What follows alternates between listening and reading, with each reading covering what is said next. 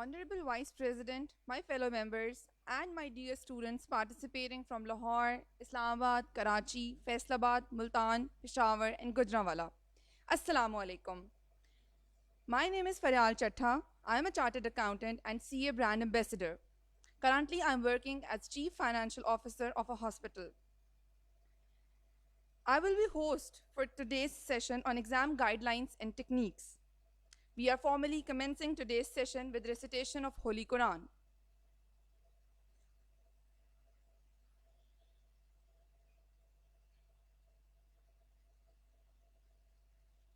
أعوذ بالله من الشيطان الرجيم. بسم الله الرحمن الرحيم. الرحمن علم القرآن خلق الإنسان علمه البيان الشمس والقمر بحسبان والنجم والشجر يسجدان والسماء رفعها ووضع الميزان ألا تطغوا في الميزان وأقيموا الوزن بالقسط ولا تخسروا الميزان والأرض وضعها للأنام فيها فاكهة والنخل ذات الأكمام والحب ذو العصف والريحان فبأي آلاء ربكما تكذبان خلق الإنسان من صلصال كالفخار وخلق الجان من مارج من نار فبأي آلاء ربكما تكذبان رب المشرقين ورب المغربين فبأي آلاء ربكما تكذبان صدق الله خالقنا المولانا العلي العظيم. Jazakallah. Ladies and gentlemen, now I would request all of you to please rise for national anthem.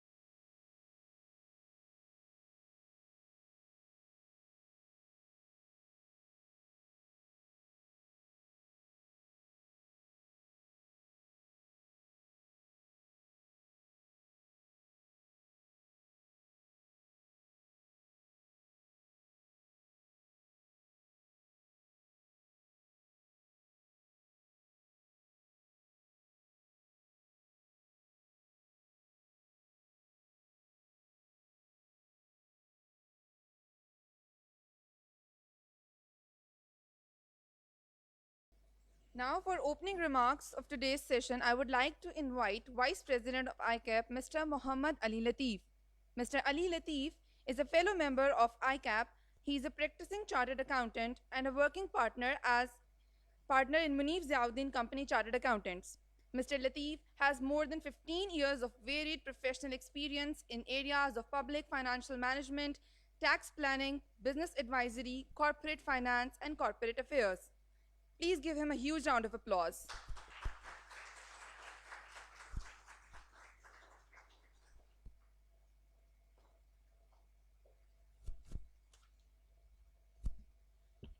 Thank you, Priyal, for the introduction.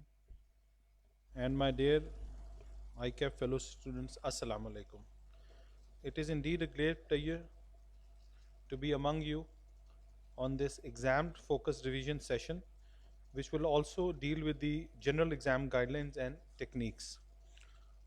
Hopefully, this session will help you in preparation of your exams, and it is a continuation session, and I think we will be holding our remaining sessions throughout the next week till 17th of February. We do have a very eminent panel available today to answer your queries and for general discussion. I'm happy to inform you we have got Mr. Adnan Rashid, who apart from being a great teacher is renowned among the CA members fraternity as a great cricketer as well. We have got Mr. Atif Abdi Saab, who has his own legend and following on the social media that I know of. And we have got Mr. Muhammad Asif, and I think Ijaz Bhatt Sahab has joined or not? He'll be joining in shortly.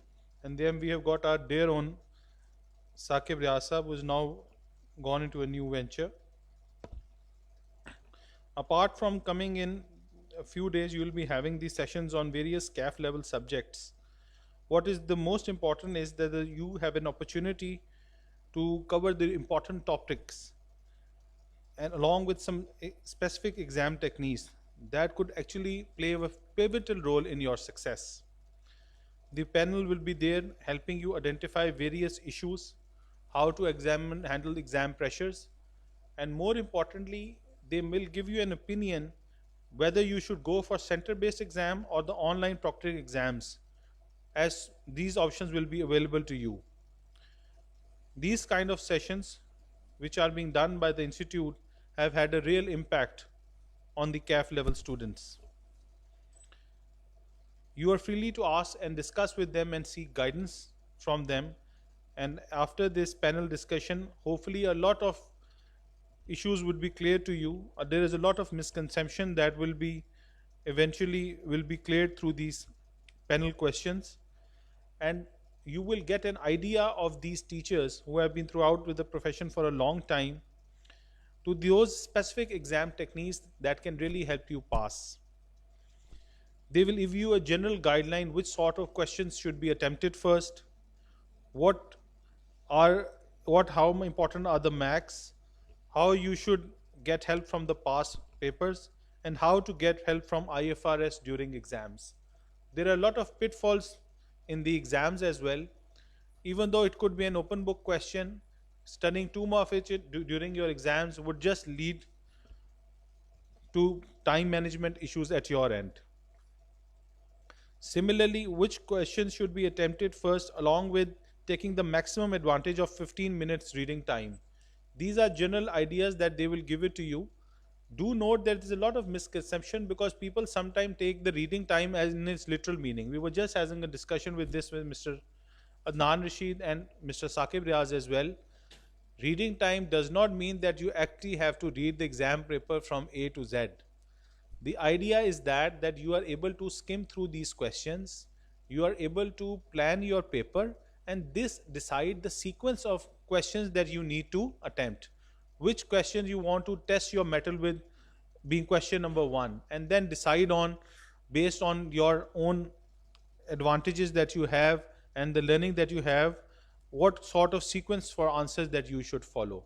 So hopefully with these general guidelines, you will be able to perform better. And rest assured, apart from these general guidelines, the best effort you can do is ask your parents to make special prayers for you. Thank you so much.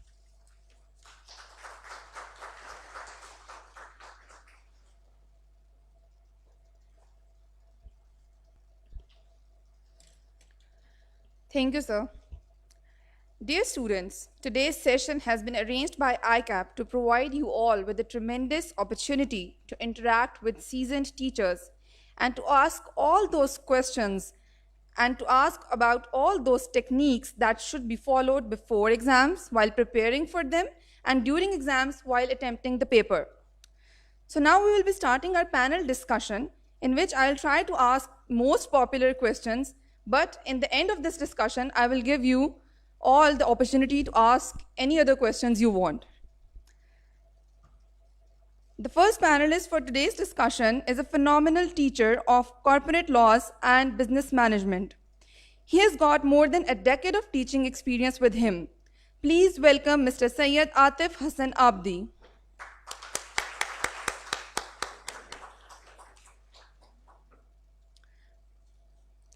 The next panelist for today's panel discussion is a leading finance tutor in Pakistan with more than 17 years of experience in teaching CA and other professional qualifications.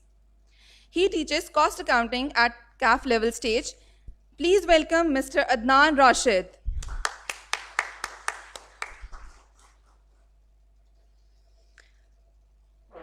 The next panelist for today's discussion is a brilliant teacher of financial accounting and taxation laws. Please welcome Mr. Saqib Riaz.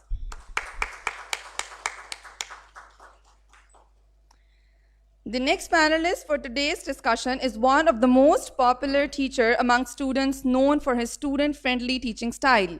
He teaches auditing and assurance at CAF level stage. Please welcome Mr. Muhammad Asif.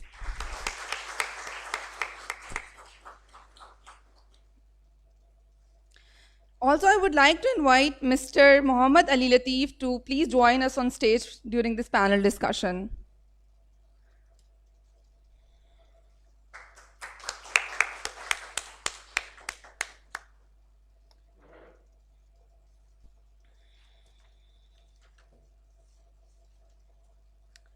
Also, students, if any of your friends who have not come here, you can tell them to please join through Facebook page, because we are live on Facebook page and they can join us through there, right?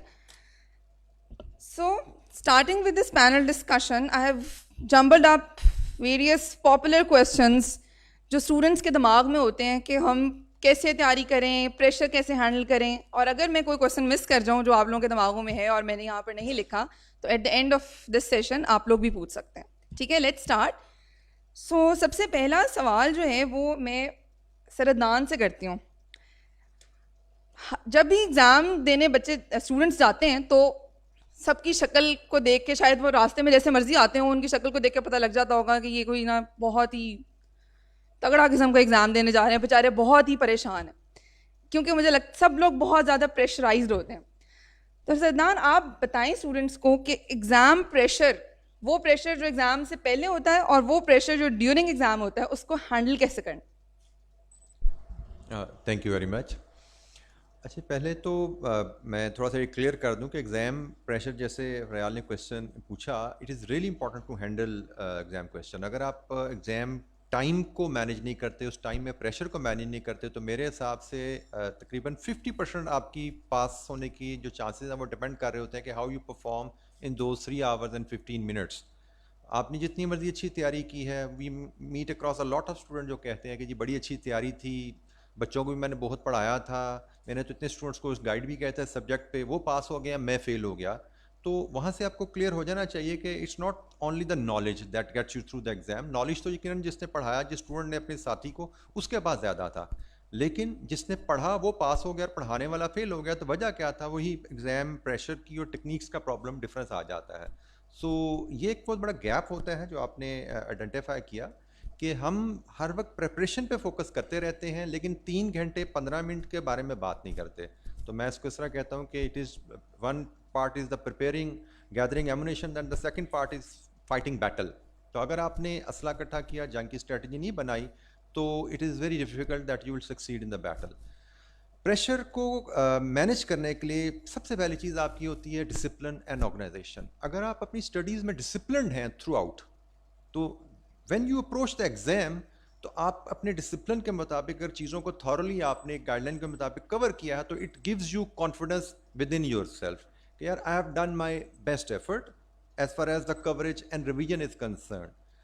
Second चीज़, जब हम exam के करीब पहुंचते हैं तो there are lot of techniques जिसमें मैं तो अपने जो है सेल्फ बिलीफ की बात भी होती है, अपने आप से कम्युनिकेशन की बात भी होती है, और दिमाग में 3 घंटे 15 मिनट के बारे में सोचने की बात भी होती है। आप you should not consider it as a surprise कि मेरे लिए कोई सरप्राइज़ आने वाला है। आपको पता होता है, आप बिल्कुल नए नहीं होते, आप पीछे से पेपर देते आ रहे होते हैं मुख्तलिफ। सो यू ऑल नो कि एग्ज़ाम में प्रेशर्स आने हैं, तो वो प्रेशर आपको एकदम चोक नहीं कर देने चाहिए उनको। आपको पता होना चाहिए एग्ज़ाम में प्रेशर आएंगे, और आपको पता ये ज़रूर पता होना चाहिए कि उन प्रेशर्स को हमने टैकल कैसे करना है। जैसे मेरे हिसाब से मैं एग्ज़ाम में सबसे अहम जो चीज़ समझता हूँ कि एग्ज़ाम, जैसे मैंने कहा बैटल है अगर, तो उसमें जज्बा चाहिए होता है। अगर आप में जज्बा नहीं है तो जितना मर्ज़ी आप तैयार हो, आप जंग नहीं लड़ पाते।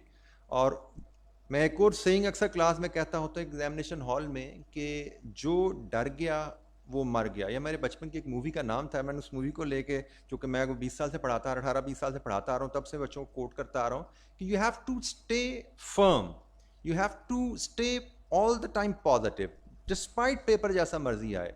आपको कॉन्फिडेंस रखना होता है अपने आप पे कि भाई पेपर जैसा भी होगा, मैंने एक ऑर्गेनाइज्ड वे में, डिसिप्लिन वे में सब्जेक्ट को कवर किया हुआ है, मैंने डिसिप्लिन वे में इसकी रिवीजन की हुई है। पेपर जैसा भी होगा I will be able to pass and rest assured.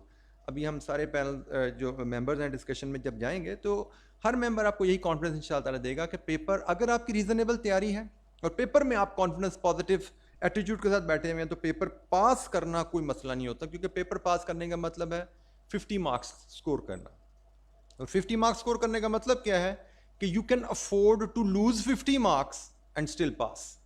तो हमारे जहन में एक डर क्यों होता है? हमारे जहन में डर होता है कि पास होने का मतलब परफेक्ट पेपर करना है, हमें परफेक्ट पेपर आता होगा तभी हम पास होंगे।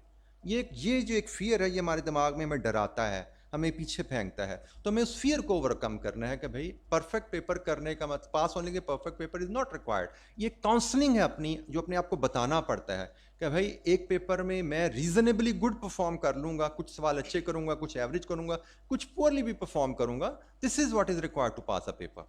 हमारा दिल चाहता है कि हम हर सवाल परफेक्ट बेस्ट मैनर में करें, तो that is not necessary to pass a paper. Yes, may be आप सर्टिफिकेट ऑफ मेरिट टारगेट कर रहे हैं, गोल्ड मेडल टारगेट कर रहे हैं, उसके लिए रिक्वायरमेंट है कि आपको हर चीज़ परफेक्ट की तरफ जाना है। But most of the student, even जो गोल्ड मेडलिस्ट भी होता है, वो गोल्ड मेडल की तैयारी करके नहीं जाता। इट इज़ दैट डे जो उनका अपना दिन होता है, उस दिन वो अच्छा खेल जाते हैं। जिसका सेंचुरी खेल, हर बंदा सेंचुरी मारने नहीं जाता, लेकिन वो दिन होता है, चल जाता है, सेंचुरी का डबल सेंचुरी भी हो जाती है। तो गोल्ड मेडल भी बिल्कुल इसी तरह ही होता है। तो हर बच्चा, most of us is going for us an easy path, a sure path. तो उसके लिए कोई चैलेंज हमें नहीं होता। मैं इसको अगर समराइज करूं, it's all about discipline, organisation and self counselling and training. कि आप अपने आप को काउंसल करें, ट्रेन करें, ऑर्गेनाइज करें, मोटिवेट रखें अपने आप को, और फियर को आप पीछे डाल दें, कीपिंग इन व्यू के you don't have to do best in every question to pass. Thank you. Thank you, sir. जी फ़िलहाल I just like to add on, जिस तरह नान ने कहा है, इन्होंने मेरा काफ़ी ज़्यादा ईडियम्स यूज़ किए हैं। जो मेरा ख्याल है इन्होंने नहीं किया वो यही था कि घबराना नहीं है, और उसके अलावा तो इन्होंने सारे ईडियम्स यूज़ कर ली हैं इसके अंदर। और इन्होंने खैर इसको एक थोड़ा सा जंग के साथ शायद तशबीह दे दी है इन्होंने। स्टेटमेंट बिल्कुल गैर सियासी रखी है। नहीं, इन्होंने जो है ना इसको ज़रा थोड़ा सा जंग के तौर पे उन्होंने शायद तशबीह दे दी है कि असला जमा करें और जंग की स्ट्रेटजी बनाएं। But what is more important कि जी जब भी ये आप इसको, उन्होंने खैर इसको taken it as a war, तो जो चीज़ मैटर करती है वॉर में, अपार्ट फ्रॉम स्ट्रेटजी, के वॉर गेम्स किसने पहले ज़्यादा खेली हुई है। आपने अगर एग्ज़ाम फोकस है ना, अगर आप पहले दिन जाके स्टडीज़ करके पेपर देंगे, you will come under pressure. It's a human thing. Exam pressure को एलिमिनेट करने के लिए you need to take some practical steps, and that is try to give mock in exam conditions. It doesn't matter that you go and sit in a library, अपनी वहाँ पे paper की तैयारी करके अपना खुद एक पेपर टाइम मैनेजमेंट के लिए करें, उसके बाद अपने कॉलेज में दें।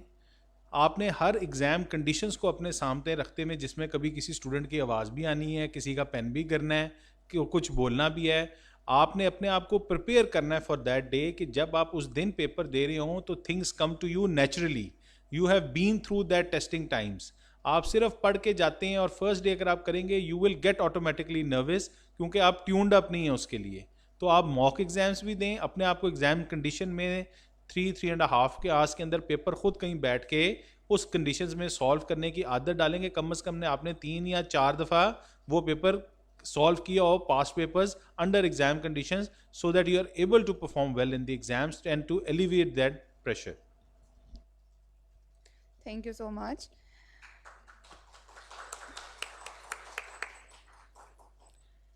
Now, the next question I will be putting on Mr. Sayyid Atif Hassan Abdi. Sir आप ये बताएं कि जो 15 मिनट का रीडिंग टाइम है जो स्टूडेंट्स को मिलता है बिफोर एग्ज़ाम स्टार्ट करने से पहले, उसको कैसे मैक्सिमम यूटिलाइज़ किया जा सकता है? ठीक, अस्सलाम वालेकुम। सबसे पहले तो जैसे शुरू में बात हो रही थी कि जो 15 मिनट्स का रीडिंग टाइम है उसका ये मतलब नहीं है कि हमने पूरा पेपर पढ़ लेना है। तो बहुत सारे स्टूडेंट्स जो है वो कई दफ़ा 15 मिनट के टाइम को काउंट कर रहे होते हैं कि हम पेपर पढ़ना शुरू करेंगे, 15 मिनट गुजर चुके होंगे, आधा पेपर पढ़ लिया होगा, बाकी आधा पढ़ते रहेंगे, तो वो उसको एग्जाम टाइम में काउंट कर रहे होते हैं।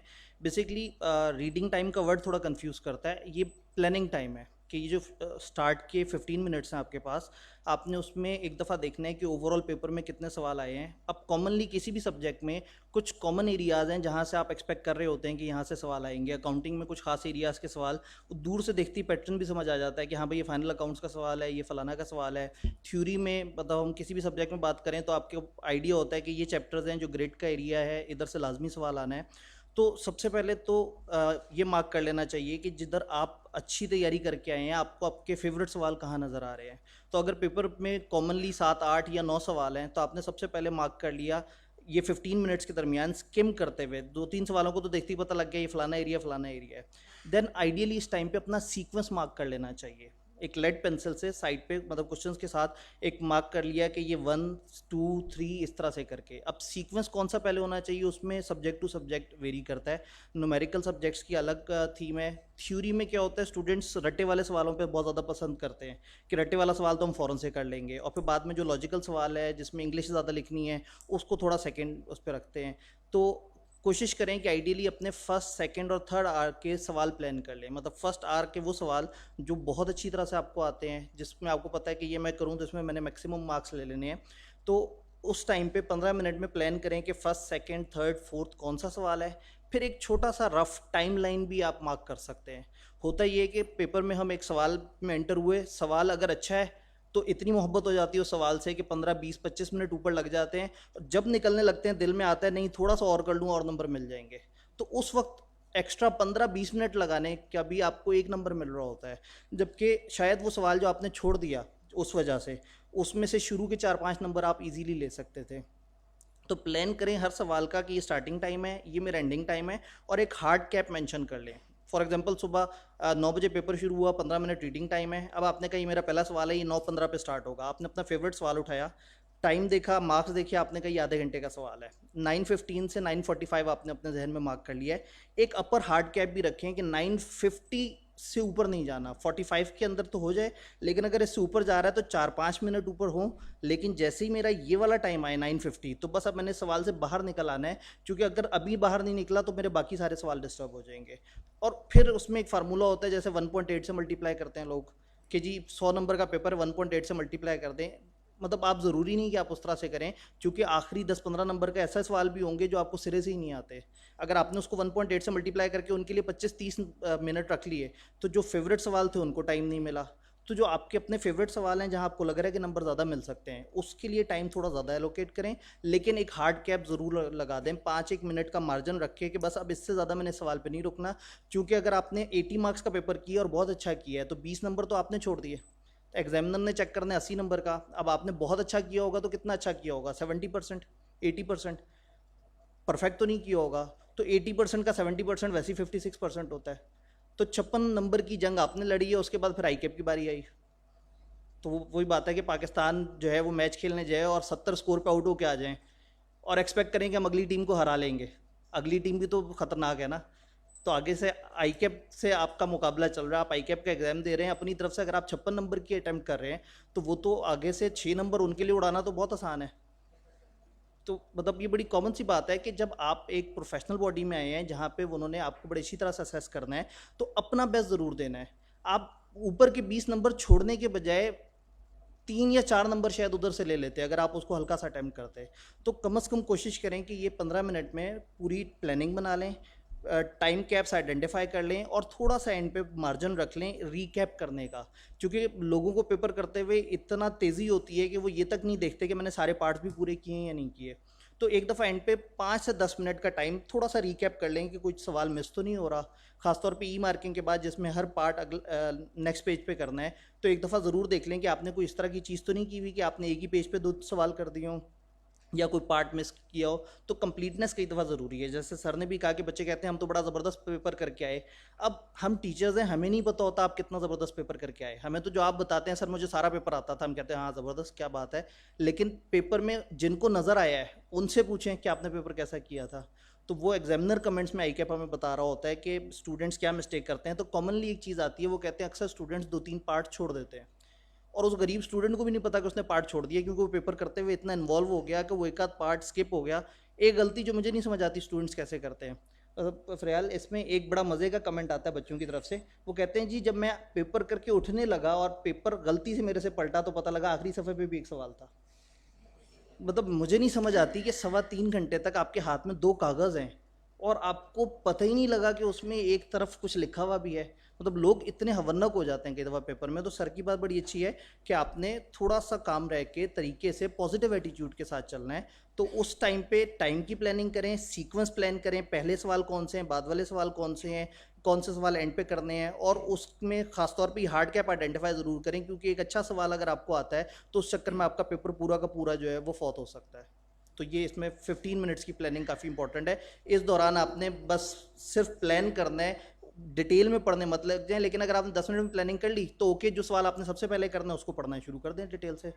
थैंक यू तो ये आतिश, बहुत ज़्यादा। जी जी सर। लाइटर साइड बस मैं क्लियर कर दूं, ये सिर्फ आपको जो आपके महबूब टीचर हैं ये सिर्फ बकअप करने के लिए कर रही हैं, वरना इंस्टीट्यूट कोई आपके साथ मुखालिफ क्रिकेट मैच भी नहीं खेल रहा, ना हम आपकी कोई मुखालिफ फ़ौज है, वरना हम ये एग्ज़ाम फोकस टेक्निक आपको हमें हराने के लिए ना करा रहे होते। लेकिन ये सिर्फ आपको बकअप में है। लेकिन ये अच्छा है कि आपको उस विजन के साथ जाएं। लेकिन you are all students of ICAP and ICAP regards it, और आप ही की बेहतरी के लिए एग्ज़ाम फोकस सेशन है। लेकिन ना हम आपकी कोई मुखालिफ फ़ौज हैं, ना आपकी मुखालिफ क्रिकेट टीम है, हम आपके साथ ही हैं।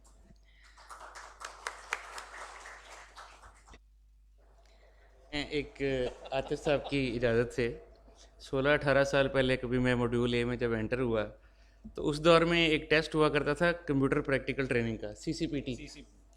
तो उसमें एक सवाल मैं भी छोड़ के आया था कि वो आखिरी सफ़े पे था और पलटा नहीं था।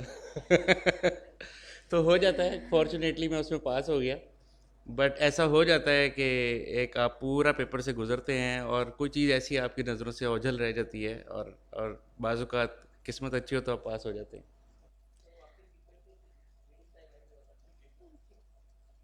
तो प्रॉब्ली स्टूडेंट्स ये जो इस सवाल के जवाब का कंक्लूजन था वो पहले सवाल के साथ आके मिल गया कि मुझे लगता है कि साइकोलॉजिकल जो गेम है ना, दैट्स मोस्ट इंपॉर्टेंट। अगर आप साइकोलॉजिकली अपने आप को कंट्रोल कर लें तो फिर इस तरह की जो मिस्टेक्स हैं कि पेपर पलटा नहीं है वो नहीं होंगी। तो साइकोलॉजिकल प्रेशर को जो भी हैंडल कर जाता है मेरे ख्याल से वो विनर ही होता है। चलें जी, नेक्स्ट क्वेश्चन जो है वो सर आसिफ के लिए है। सर आप ये बताएं कि स्टूडेंट्स अक्सर परेशान, वैसे नॉर्मली तो मोस्टली स्टूडेंट्स में CA में यही होता है कि वो कभी भी रिवीजन का टाइम नहीं आता, वो कहते हमारा तो सिलेबस ही खत्म नहीं हुआ, रिवीजन की बात कौन कर रहा है। लेकिन उनके लिए जो उस रिवीजन के टाइम तक पहुंच जाते हैं, वो रिवीजन की स्ट्रेटजी क्या होनी चाहिए, और क्या उस दौरान आपको न्यू क्वेश्चंस को अटेम्प्ट करना चाहिए या किस तरह से करना चाहिए, ये बताएं। देखिए, रिवीजन कैसे होनी चाहिए, कैसे करनी है, इससे भी पहले मेरे ख्याल में हमें ये क्लियर करना ज़रूरी है कि रिवीजन करनी कब है। हमारा स्टूडेंट ये समझ रहा होता है कि रिवीजन शायद उस वक्त करनी है हमने जब सारे का सारा सिलेबस हम कंप्लीट कर चुके होंगे। रिवीजन का टाइम वो नहीं है। एजुकेशनल साइकोलॉजिस्ट ये कहते हैं कि जब भी आप कोई नई चीज़ सीखते हैं, अगर आप विद इन 24 आवर्स उसकी रिवीजन ना करें तो मोर देन 50% मटीरियल आपके माइंड से वॉश आउट हो जाएगा, और अगर आपने 48 आवर्स गुजार दिए तो फिर मोर देन 90% मटीरियल आपको भूल जाएगा। तो पहली चीज़ तो ये जहन में रखिए, जब कभी किसी भी सब्जेक्ट में कोई भी नया कंसेप्ट आप सीखते हैं, आपने विद इन 24 आवर उसकी रिवीजन करनी है। फिर उसके बाद वंस इन अ वीक आपने जो भी आपका कम्युलेटिव लर्निंग है उस सब्जेक्ट की, वो आपने करनी है। यानी कम्युलेटिव लर्निंग का मतलब ये कि अगर मेरे स्टडी सेशन का फर्स्ट वीक है तो मैंने फर्स्ट वीक में जो कुछ पढ़ा है उसको वीकेंड पे रिवाइज करना है। संडे को नॉर्मली दिन हम रखा करते हैं रिवीजन के लिए। और इसी तरह अगर 4th वीक है तो 4th वीक में मैंने 4th वीक का मटेरियल रिवाइज नहीं करना, बल्कि उससे पहले चारों वीक का मटेरियल जो है वो मैंने रिवाइज करना है। अब एक चीज़ तो ये जहन में रखिएगा कि आपने हर चीज़ पीरियडिकली रिवाइज करते रहेंगे तो रिटेन रहेगी, वरना रिटेन नहीं रहेगी। अच्छा, दूसरा इसमें फिर स्टूडेंट ये कहते हैं सर ये कैसे पॉसिबल है, चले पहले महीने में तो हमने कर लिया, थोड़े थोड़े टॉपिक्स हैं एक महीने में रिवाइज कर लिया, जब सेकंड मंथ में पहुंचते हैं, थर्ड मंथ में पहुंचते हैं, तो वो जो हमारा सिलेबस है वो काफ़ी ज़्यादा हो चुका होता है, वो 50% हो गया, 75% हो गया। अब 75% सिलेबस 3 सब्जेक्ट हैं ऑन एवरेज, एक दिन में हम कैसे रिवाइज कर सकते हैं? तो ये है अब कि हमने इसको रिवाइज कैसे करना है। इस मसले के हल के लिए जो गोरे हैं, यानी जो वेस्टर्न कंट्रीज़ हैं, उन्होंने इसका हल निकाला है, कुछ सॉफ्टवेयर डेवलप किए हैं जिनमें कुछ एल्गोरिदम यूज़ करते हैं। वो क्या करते हैं कि स्टूडेंट जो कुछ भी कोई भी स्टूडेंट जो उसको यूज़ कर रहा है, उसको यूज़ करता है, जो कुछ भी उसने सीखा है वो उसमें एंटर करता जाता है। मैंने ये कंसेप्ट सीखा है और इसमें मेरी ग्रिप इतनी है, गुड है, बैड है या वर्स्ट है। सिस्टम ऑटोमेटिकली डेली बेसिस पे या वीकली बेसिस पे टेस्टिंग करता है, पूछता है स्टूडेंट से कि बताइए आपको ये कंसेप्ट आता है, ये कंसेप्ट आता है, आप टिक करते रहते हो तो ऑटोमेटिकली जो आपके स्ट्रॉन्ग एरियाज होते हैं वो पीछे चले जाते हैं और वीक एरियाज आगे चले जाते हैं। देखिए रिवीजन में मैं क्या करता था, मैं गलत करता था, ये पहले बता दूं, उसके बाद मैं बता रहा हूँ मैं जब स्टूडेंट लाइफ में था क्या करता था। जब कभी किसी सब्जेक्ट की मैंने रिवीजन करनी होती थी, चैप्टर 1 से स्टार्ट करता था, चैप्टर 1 की रिवीजन की, फिर 2 की, फिर 3 की। और इसमें भी नॉर्मली मेरी कोशिश होती थी जो टॉपिक मेरे स्ट्रॉन्ग है उनकी रिवीजन करूँ। देखिए ये रिवीजन का स्टाइल गलत है अगर आप चैप्टर वाइज तरतीब से चलते हैं। रिवीजन होनी चाहिए उन चीज़ जो रिवीजन के लिए आपने टाइम एलोकेट किया है वो उन कंसेप्ट्स पे लगना चाहिए जो आपके वीक है, ना कि उन कंसेप्ट्स पे जो स्ट्रॉन्ग है। स्ट्रॉन्ग कंसेप्ट्स की रिवीजन आप महीने में एक दफ़ा भी कर लेंगे वो काफ़ी है। वीक कंसेप्ट्स की रिवीजन वीकली बेसिस पे होनी चाहिए, वरना स्ट्रॉन्ग कंसेप्ट आपका स्ट्रॉन्ग से स्ट्रॉन्गर होता जाएगा और वीक जो है वो वीक ही रहेगा। तो इसके लिए अब आप इस चीज़ को मैनुअली कैसे अप्लाई कर सकते हैं, आपको तरीकाकार मैं थोड़ा सा शेयर करता हूँ। आप वीकली बेसिस के ऊपर जो कुछ भी आपने पढ़ा है, जो भी कंसेप्ट्स हैं, आप एक पेज के ऊपर लिख लें। इस वीक में मैंने ये सारे कंसेप्ट पढ़े हैं। संडे को बैठें, फॉर एग्जांपल कोई भी एक टॉपिक है, उसके सारे कंसेप्ट्स आपने 10-15 इस वीक में सीखे, खुद से वैल्यूएट करें। अच्छा ये कंसेप्ट मुझे आता है, हाँ ये आता है, ये सर ने रूल क्या बताया था, ये कंसेप्ट बताया था, टिक लगाया। फिर अगला कंसेप्ट देखा, ये आता है, ये भी आता है, टिक लगाया। फिर अगला कंसेप्ट देखा, नहीं ये नहीं आता, ये मुझे थोड़ा सा भूल रहा है, उस पर क्रॉस लगाए। आपके 10 फॉर एग्जाम्पल टिक होंगे, 5 क्रॉस होंगे। अब आपने नेक्स्ट वीक में जो मेहनत करनी है ना, वो 15 कंसेप्ट्स पे नहीं करनी, वो आपने उन 5 कंसेप्ट्स पे करनी है जो आपके वीक हैं। फिर इस तरह दूसरे, तीसरे या चौथे वीक में जाके आप एक दफ़ा फिर पूरे जो आपका मटेरियल है उसको दोबारा से लिस्ट बनाएं उसकी, और फिर से टिक क्रॉस करें, क्योंकि ऐन मुमकिन है 3-4 हफ्ते के बाद वो जो आपका पहले स्ट्रॉन्ग था वो बाद में वीक हो चुका हो, आप भूल चुके हो। तो इस तरह इसकी प्रैक्टिस करते रहे। इससे होगा क्या कि जो भी आपका टाइम है वो जो वीक एरिया जिन पे लगना चाहिए उन पे लगेगा और वो स्ट्रांग होंगे। तो रिवीजन में ये स्ट्रेटजी किया कि मैं, जैसे मैंने बताया, जब मैं किया करता था तो होता क्या था कि जो कुछ टॉपिक मेरे, जब मैं एंड पे आके देखता था आखिरी महीने में, कुछ टॉपिक मेरे बहुत स्ट्रांग होते थे और कुछ बहुत वीक होते थे, मैं कुछ मुझे पता ही नहीं होता था, और एग्जाम में क्वेश्चन आ जाए तो ये भी नहीं पता था स्टार्ट कैसे करना है। मतलब इस तरह भी मेरे साथ होता रहा। तो रिवीजन के लिए 2 चीज़ें जहन में रखिए, एक ये कि रिवीजन कब करनी है, आखिरी महीने नहीं करनी। स्टूडेंट हमारा सोच रहा था सिलेबस कंप्लीट होगा तो रिवीजन होगी, सिलेबस नॉर्मली मेरा कभी कंप्लीट नहीं हुआ किसी भी सब्जेक्ट का। तो सिलेबस कंप्लीट होने का इंतजार ना करें, जैसे जैसे टॉपिक कंप्लीट होता जाए बल्कि डेली बेसिस के ऊपर भी रिवीजन करते जाए। और दूसरा, रिवीजन करनी कैसे है, सारे सब कंसेप्ट्स की रिवीजन वीकली बेसिस पे करना जरूरी नहीं है। आइडेंटिफाई कीजिए कौन से आपके वीक कंसेप्ट्स है, उनकी रिवीजन कीजिए। Thank you Asif. Now coming to Saqib Riaz sahab, आप ये बताएं कि सबसे जो कॉमन और मोस्ट पॉपुलर मिस्टेक्स होती हैं जो ड्यूरिंग एग्ज़ाम स्टूडेंट्स करते हैं वो कौन सी हैं और उनको अवॉइड कैसे करना चाहिए? Common mistakes during exams. Well, mistakes हर तरह की करते हैं, मैं खुद गुज़रा हूँ, हम सब गुज़रे हैं। बहुत प्रैक्टिस करते हैं, बहुत कोशिश करते हैं, फिर गलतियाँ हो जाती हैं, नेसेसरी पार्ट है, कोई इसमें ऐसी बुरी बात नहीं है। लेकिन कुछ चीज़ें जो पहले डिस्कस हुई उससे रिलेट करके अगर मैं बताऊं तो हमारी सबसे पहली मिस्टेक पेपर में एंटर होने से पहले की वो वही है, अली लतीफ़ साहब ने जिसका ज़िक्र किया कि हम मॉक से नहीं गुज़रे होते। यानी हम एक पेपर को एक सिटिंग में बैठ के अटैम्प्ट नहीं किए होते, हमने 3 घंटे इकट्ठे बैठ के लगातार सवाल हल नहीं किए होते। एक ही पेपर के। यानी हमें कोई सब्जेक्ट अच्छा आता है, हम उस पर 8 घंटे भी पढ़ लेते हैं, लेकिन एग्ज़ाम की तरह ऐसे टेबल कुर्सी पे बैठ के और फिर 3-3.5 घंटे उसके ऊपर लगा के एक ख़ास अंदाज में बंद के नहीं बैठते। नतीजा ये निकलता है कि वो आदत नहीं डेवलप होती है, तो पेपर में बैठते हैं तो उसकी थकान भी होती है, एग्ज़ाम का अपना प्रेशर भी होता है, जिसके नतीजे में फिर पेपर में गलतियाँ ज़्यादा होती हैं। तो ये तो उससे पहले की है। आपने जो कहा, अब 2 तरह के एग्ज़ाम्स हैं, एक numerical type financial accounting, reporting, taxation, जो जिसमें न्यूमेरिकल डोमिनेंट साइड ज़रा देख लें तो इसकी गलतियों की ज़रा नौयत और तरह की है और थ्योरी में गलतियों की नौयत और तरह की है। मैंने ये ऑब्ज़र्व किया है बारहा, स्टूडेंट से बाद में फ़ीडबैक लेके भी, ख़ुद उस प्रोसेस से गुज़र के भी मालूम है कि जब हम सवाल को हल करते हुए कोई चीज़ छोड़ जाते हैं तो उसकी रेमेडियल मेजर लेते हुए उसको ठीक करने के चक्कर में बहुत टाइम ज़ाया करते हैं। आपने एक सवाल हल करना शुरू किया, आज में कहीं पहुंच के याद आया वो ये जो मैं 8वीं एडजस्टमेंट पढ़ रहा हूँ ना, इसकी वजह से पहली एडजस्टमेंट मैं गलत कर बैठा हूँ। अब वो परेशानी भी है कि पीछे से गलत हुआ और सारा ही गलत हो गया, जाहिर है कि शुरू से गलती हो गई है।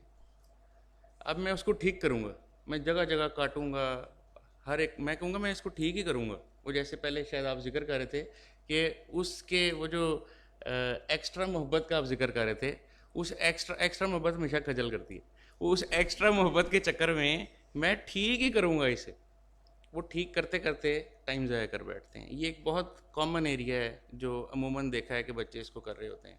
मैं इसमें इसका सलूशन यूँ नॉर्मली गाइड करता हूँ कि अगर आपने सवाल करते करते अपनी ही गलती ढूंढ ली है और अब आप पीछे जाके ठीक करेंगे तो कटिंग बहुत होगी, तो उसको मत ठीक करें। आखिर में एडजस्टमेंट उसकी भी डाल दें, यानी आखिर में जाके उसकी भी एक लाइन लिख दें कि रेक्टिफिकेशन ऑफ वो एडजस्टमेंट नंबर फलाना जो अब आपने ढूंढ लिया है। एग्जामिनर को अच्छी लगेगी नंबर दे देगा, नहीं लगेगी कोई गल नहीं, आपने अपना टाइम बचा लिया, आए आगे चलते हैं। तो गलती एक इस अंदाज की एक चीज़ है जो बहुत कॉमन है।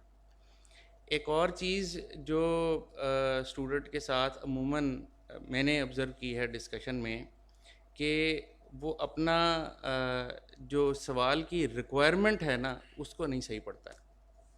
आप ख़ुद अपना आज जाके तज्जिया कर लीजिएगा कि जब आप सवाल हल करते हैं तो कैसे करते हैं। सवाल पढ़ के हल करते हैं, रिक्वायरमेंट पढ़ के हल नहीं करते। तो मैं तो ख़ुद भी इस बात का हैबिचुअल हूँ कि मैं सवाल पढ़ता हूँ तो सबसे पहले जंप करता हूँ आखिरी लाइनों पे, पूछ क्या रहा है, करना क्या है, बनाना क्या है। वो मुझे कह रहा है कि ये जो डाटा दिया हुआ है इसकी कोई एडजस्टिंग एंट्री पास करनी है या कोई स्टेटमेंट बनानी है, कोई कमेंट्री करना क्या है। हमें आदत पड़ी होती है एक तरह के सवालात करने की, हमें पता है ये डेप्रिसिएशन की एडजस्टमेंट है, ये बैड डेट की एडजस्टमेंट है, एंट्री नहीं करनी होंगी, वो आखिर में कुछ और पूछ रहा होता है। तो इसीलिए रिक्वायरमेंट ही अगर आप नहीं समझे हैं तो आपका सत्या ही नाश है। वो इसीलिए रिक्वायरमेंट को अच्छे से पढ़ लें और फिर उसके बाद सवाल को करेंगे तो यकीनन आप फोकस्ड होंगे। जनरली ये कॉमन ट्रेंड्स हैं। बाकी फिर सब्जेक्ट टू सब्जेक्ट ज़ाहिर है कि हर सब्जेक्ट की अपनी तरह की गलतियाँ हैं, हम नहीं कह सकते कि या उसका अहाता कर सकते। उसमें शायद आतिफ साहब थ्योरेटिकल सब्जेक्ट पे ज़्यादा रोशनी डाल सकें कि उसमें किस किस्म की गलतियाँ बच्चे करते हैं। आज हम मेरे ख्याल से जनरल चीज़ों पर डिस्कशन करते हैं। जो सब्जेक्ट स्पेसिफिक क्वेश्चंस हैं वो जो अब ICAP ने आप लोगों के लिए सेशंस अरेंज किए हैं जो 6 फरवरी से स्टार्ट हो रहे हैं, तो probably that's the best time जब आप लोगों के एड्रेस होंगे जो आपके सब्जेक्ट स्पेसिफिक इशूज़ हैं। तो आज की जो डिस्कशन है हम एक जनरल डिस्कशन कर रहे हैं, ठीक है। अच्छा, साकिब की बात को ही हम आगे बढ़ाते हैं। साकिब ने जिक्र किया ओवर राइटिंग कटिंग का। सो द नेक्स्ट क्वेश्चन, एक मैं चीज़ ऐड करना चाहूँगा। एक कॉन्सेप्ट है कि किसी स्टूडेंट ने ब्लंडर मिस्टेक कर दी तो ब्लंडर मिस्टेक पे ICAP जो है वो काफ़ी सीरियस लेता है, फेल कर देता है। तो इसका मैं पब्लिकली आंसर दे रहा हूँ कि ऐसा कोई कंसेप्ट नहीं है। There is no blunder mistake, there is no negative marking. एक अगर आपने क्वेश्चन के अंदर आपने अच्छा परफॉर्म नहीं किया तो उसका इम्पैक्ट किसी और क्वेश्चन पे बाकी मार्क्स के ऊपर नहीं आएगा, बिल्कुल नहीं आएगा। और इवन जैसे अभी बताया साकिब साहब ने कि आपने अगर एक एंट्री आपने गलत कर दी या वो मिस हो गई आपसे तो उसका भी इम्पैक्ट बहुत लिमिटेड आएगा। हर स्टेप के और हर कॉन्सेप्ट के अलग अलग मार्क्स होते हैं। जैसे कि आतिफ साहब ने कहा कि हमें एग्जामिनर कमेंट्स देखने चाहिए. आई मस्ट स्ट्रेस कि you should also see marking scheme भी अवेलेबल है हमारे नेट के ऊपर, आप देखें वेबसाइट के ऊपर कि हर स्टेप के अलग अलग मार्क्स दिए होते हैं. और जैसे आपने कहा कि हम इसको ठीक करके छोड़ेंगे और उसमें बैलेंस शीट टैली करे, जो भी कॉन्सेप्ट है, बैलेंस शीट टैली करने के मार्क्स बाज़-औक़ात होते ही नहीं है, और होते भी होते हैं तो हाफ मार्क्स होते हैं. सारे के सारे मार्क्स एडजस्टमेंट्स के होते हैं. और ये मैं रिपीट कर रहा हूँ कि एक गलती का इम्पैक्ट दूसरी जगह पर नहीं जाता. जी, thank you. Over to you. ICAP का पॉइंट ऑफ व्यू तो आ गया, but I was trying to relate ये जो साकिब ने बात की और उस पर आपने क्लियर कर दिया कि ठीक है, एक्सेप्टेड कि गलती का जो है वो रिलेट नहीं करती आगे बाकी क्वेश्चन से, लेकिन ये मुझे लगता है आपकी पर्सनालिटी को बहुत अफेक्ट करती हैं चीज़ें. तो मैं अब जो नेक्स्ट क्वेश्चन है वो सरदान से ये करूँगी कि ठीक है, आपने सवाल किया, पूरा पेपर एग्ज़ाम जैसे भी किया, एग्ज़ाम में का कोई नॉन वर्बल कम्युनिकेशन भी होता है आपका एग्जामिनर के साथ कोई, यानी कि एग्ज़ाम जो आप कर रहे हैं उसकी प्रेजेंटेशन भी मैटर करती है, इस पे कितना फोकस करना चाहिए? बिल्कुल, मैं इसको कहता हूँ कि कुछ ना कुछ इम्पैक्ट ज़रूर आता है. तो मैं मिसाल बच्चों को मैं इस तरह देता हूँ कि आपको अपने आप, जैसा आप प्रिपरेशन में डिसिप्लिन रहे हैं, प्रेजेंटेशन में भी आपको डिसिप्लिन रखना है. अब एक आपका पेपर एग्जामिनर के सामने गया है, वो पेपर आपका मार्क कर रहा है, और आप right from the first step उसको मैं कहता हूँ कि आप उसको इरिटेट कर रहे हैं. आपकी प्रेजेंटेशन बहुत मैं कहूँ मेस्ड अप है. आपने रूलर्स की जगह हाथ से लाने कैंची में न्यूमेरिकल सब्जेक्ट पढ़ाता हूँ उसी के साथ बात करूँ, या थ्योरी में राइटिंग आपकी इतनी गंदी है उसको पढ़ा नहीं जा रहा. आपने ओवर राइटिंग की हुई है फिगर्स के ऊपर, अल्फ़ाबेट्स के ऊपर, विच इज़ क्रिमिनल. तो उसको बड़ी दिक्कत आपने दी है शुरू में से ही. वो आपको लेता जा रहा और इरिटेट होता जाकर आ रहा है अगर आपकी प्रेजेंटेशन से. और एंड में जाके जब उसने आपके नंबर देख रहे हैं ना 48 या 49, तो मुझे लगता है कि शायद वो कहेगा चंगा ही है, मुंडा फेल हो गया या बच्चा फेल हो गया, कि इसने तंग बड़ा किया था मेरे पेपर मार्किंग में. लेकिन यही अगर आपकी प्रेजेंटेशन अच्छी है, आपने एक ऑर्गेनाइज्ड वे में, एक डिसेंट वे में चीज़ों को प्रेजेंट किया हुआ है, उसके जहन में आपका एक इमेज बिल्ट हो रहा है कि यार ये अच्छा वेल प्रिपेयर्ड स्टूडेंट है.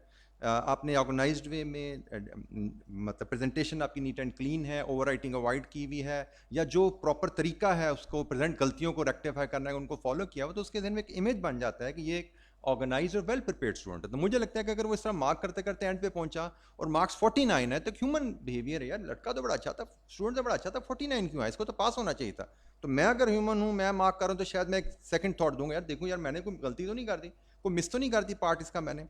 तो definitely there is non verbal communication जो कि एग्जामिनर बीइंग ह्यूमन उस पर असरअंदाज होती है.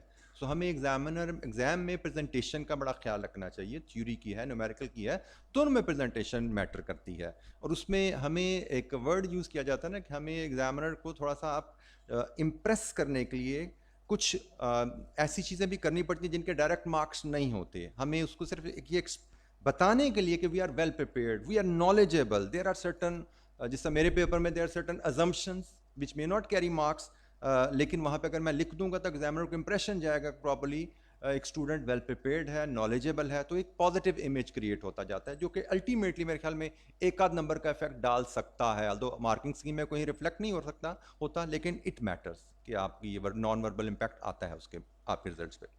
Thank you. बिल्कुल अदान, आपने बिल्कुल सही बात की है. स्टूडेंट्स को ये बिल्कुल अंडरस्टैंड करना चाहिए कि उस वक्त जो एग्जामिनर है उसके लिए वो पेपर ही आपकी पर्सनालिटी है. सो आप अपनी पर्सनालिटी को एक कंफ्यूज्ड किस्म की पर्सनालिटी डिपिक्ट करना चाहते हैं, एक कॉन्फिडेंट पर्सनालिटी. तो दिस इज़ वेरी इंपॉर्टेंट. ज़्यादा ओवर राइटिंग करके और इस तरह की चीज़ें करके हम एक बैड इमेज दे रहे होते हैं एग्जामिनर को. चलें जी, नेक्स्ट क्वेश्चन सर आतिफ से फिर मैं पूछूंगी. आप मुझे बताएं कि अब प्रॉब्ली इन सब ने तो फिलहाल जो अब एग्ज़ाम्स आ रहे हैं इसके लिए तो चूज़ कर लिया होगा कि either they are opting for online proctoring examination या फिर सेंटर बेस्ड एग्जामिनेशन. लेकिन फ्यूचर में और what do you think which is better one, और how to choose between the two? ठीक है, ये पिछले एक महीने से ये सवाल मुसलसल गर्दिश कर रहा है. कैफ लेवल पे स्टूडेंट्स जो है वो आईकैप ने कम्युनिकेशन की जिसमें उन्होंने बताया कि अब ऑनलाइन एग्ज़ाम भी आप दे सकते हैं, फिज़िकल एग्ज़ाम भी दे सकते हैं. तो उसकी वजह से कैफ के स्टूडेंट्स में कन्फ्यूजन फैल गई कि शायद आईकैप को इजाज़त नहीं मिल रही फ़िज़िकल एग्ज़ाम लेने की या कुछ और इस तरह से. आपको पता है कि कैफ की लास्ट अटैम्प्ट भी हुई थी, इसी तरह से सी फैप की जो अटैम्प्ट हुई है वो दिसंबर में उस वक्त हुई है जब कॉलेजेस को बंद किया हुआ था, बट स्टिल आई कैप ने काफ़ी एफर्ट्स किए हैं। ऐसे में मतलब काउंसिल मेंबर्स भी यहाँ पे मौजूद हैं, इन्होंने काफ़ी एफर्ट्स करके परमिशंस ली और इनके एग्ज़ाम हो गए प्रॉपर तरीके से। लेकिन उन दिनों जिस वक्त वो CA फाइनल और AFC का मामला चल रहा था, उस वक्त आई कैप ने एक नई ऑप्शन पे काम किया, ये ऑनलाइन वाली। उस वक्त नीड ऑफ द आर ये थी कि AFC के एग्ज़ाम हो नहीं पा रहे थे और CA फाइनल में काफ़ी ज़्यादा डाउट था कि पता नहीं एग्ज़ाम होगा या नहीं होगा, तो आई कैप ने ये ऑप्शन दी। कुछ स्टूडेंट्स ने इसको अवेल किया, लेकिन बहुत थोड़ी सी प्रोपोर्शन थी। आई कैप के चूँकि एग्ज़ाम टाइम पे हो गए तो इस तरह का कोई प्रॉब्लम नहीं आया। तो keeping that thing, I cap ने वही चीज़ कैफ के स्टूडेंट्स को भी ऑफर कर दी कि अगर किसी भी टाइम पे आप लोग, आपके घर वाले वरीड हैं कि इस वक्त SOPs के साथ पेपर देने कैसे जाएगा हमारा बच्चा, मास्क पहन के 3 घंटे का पेपर किस तरह से होगा, फिर एक फियर कि हमारा बच्चा घर से निकलेगा तो कहीं कोविड वाला मसला ना हो जाए, तो एक फ्लेक्सिबिलिटी आई कैप ने ऑफर की, जो कि इतनी आसान ऑप्शन नहीं है ऑब्वियसली। अगर एक स्टूडेंट बहुत ज़्यादा चाहता है कि वो पेपर दे और उसके घर वाले बहुत ज़्यादा चाहते हैं कि वो घर से ना निकले, उसके घर वालों के लिए उसकी सेहत, उसकी ज़िंदगी बहुत अजीज़ है और उस बच्चे के लिए अपनी वो अटैम्प्ट बहुत ज़्यादा इंपॉर्टेंट है, तो रादर देन कि आप जो है वो सारी ज़िंदगी घर वालों से नाराज़ रहें कि उस वक्त पेपर देने दिया होता तो मैंने तो मेरिट भी ले लेना था, मेरे 4 पेपर पास हो जाते, 3 पेपर, जो कि अगर देते तो पता नहीं क्या हालात होते। लेकिन एक पॉइंट मिल जाता है, तो उस वक्त आप लोग अगर इस तरह की शदीद मजबूरी हो तो फिर आप उस ऑप्शन को ऑप्ट करें। आप लोगों के लिए, कैफ के स्टूडेंट्स के लिए, मैं एज अ टीचर ये सजेस्ट करूंगा कि आप लोगों को वो ऑनलाइन एग्जाम की तरफ नहीं जाना चाहिए इस वक्त, क्योंकि आप लोग कागज़ पे लिखने के यूज टू हैं और बाकी सारे पैटर्न उसी तरह से कर रहे हैं। आप फुल टाइम स्टूडेंट होते हैं। CA फाइनल के लोग अपना सारा काम लैपटॉप्स पे कर रहे होते हैं, उनकी टाइपिंग भी बहुत बेहतर होती है और उनको काफ़ी हद तक बेहतर तरीके से चीज़ें प्रेजेंट करनी आती हैं, टाइम मैनेजमेंट भी आपसे काफ़ी इंप्रूव्ड होती है। तो आप लोगों को आइडियली अगर कोई घर वालों की तरफ से प्रेशर ना हो, कोई इस तरह का मेडिकल आपको खौफ ना हो, तो फिर आपको फिजिकल एग्जाम को चूज़ करना चाहिए। आई कैप ने ये ऑप्शन इसलिए नहीं दी कि आई कैप को गवर्नमेंट ने कह दिया कि हम तुम्हें पेपर नहीं लेने देंगे, तो आई कैप ने ऑप्शन दे दी। ये एक बहुत ही एक्स्ट्रा प्रिकॉशन है जिसमें आपके पास ऑप्शन अवेलेबल है। तो असूलन कैफ के स्टूडेंट्स को जब तक शदीद मजबूरी ना हो ये ऑप्शन ऑप्ट नहीं करनी चाहिए, क्योंकि अगर आपने उसका सैंपल देखा है तो उसमें वही वाला क्वेश्चन पेपर जो फिजिकल लोग कर रहे हैं वही आपके सामने आएगा और आपने बॉक्सेस में उसको टाइप करना है। इवन अकाउंटिंग के अंदर उसको प्रेजेंट करना भी इतना आसान नहीं होता उन बॉक्सेस के अंदर। तो अभी आप लोग उस हद तक यूज टू नहीं है। फाइनल के स्टूडेंट्स के लिए शायद वो एक बेहतर ऑप्शन है, मुल्क से बाहर जो स्टूडेंट्स बैठे हुए हैं उनके लिए एक रीजनेबल ऑप्शन है, बट आप सब लोगों को आइडियली फिजिकल एग्जाम को चूज करना चाहिए। अगर शदीद मजबूरी उन दिनों बन गई तो ज़ाहिर आई कैप उसके बारे में कोई गाइडलाइन अलग से इशू कर देगा। तो आई कैप ने अगर ऑप्शन दिया तो उसका ये मतलब नहीं है कि ये कंपल्शन है या कहीं आई कैप सोच रहा है कि एग्जाम नहीं होंगे। आई कैप अपनी पूरी कोशिश, उन्होंने दिसंबर में एग्जाम ले लिए तो मार्च में तो फिर काफ़ी माहौल इंशाल्लाह बेहतरी की तरफ जा रहा होगा। तो ICAP is fully committed paper लेने के लिए। आप लोगों ने फिजिकल एग्जाम को फोकस करना है, क्योंकि आप लोग अभी उसके साथ कंपैटिबल नहीं है और शायद आज से 3-4 साल बाद भी इतने कंपैटिबल ना हो। तो बेहतर यही है कि आप फिजिकल एग्जाम की तरफ जाएं। और अगर वही बात है कि घर वाले मजबूर करें या आपको लग रहा हो कि नहीं इस वक्त मेरे लिए ज़िंदगी और सेहत ये चीज़ कीमती है और आप ज़रा डर रहे हो, तो बजाय इसके कि डरते डरते पेपर दें और फेल हो जाएं, उससे बेहतर है कि फिर ये ऑनलाइन वाला भी आप ट्राई कर लें। लेकिन फ़िलहाल इसकी नीड नज़र नहीं आ रही कैफ लेवल पे। Thank you Atif.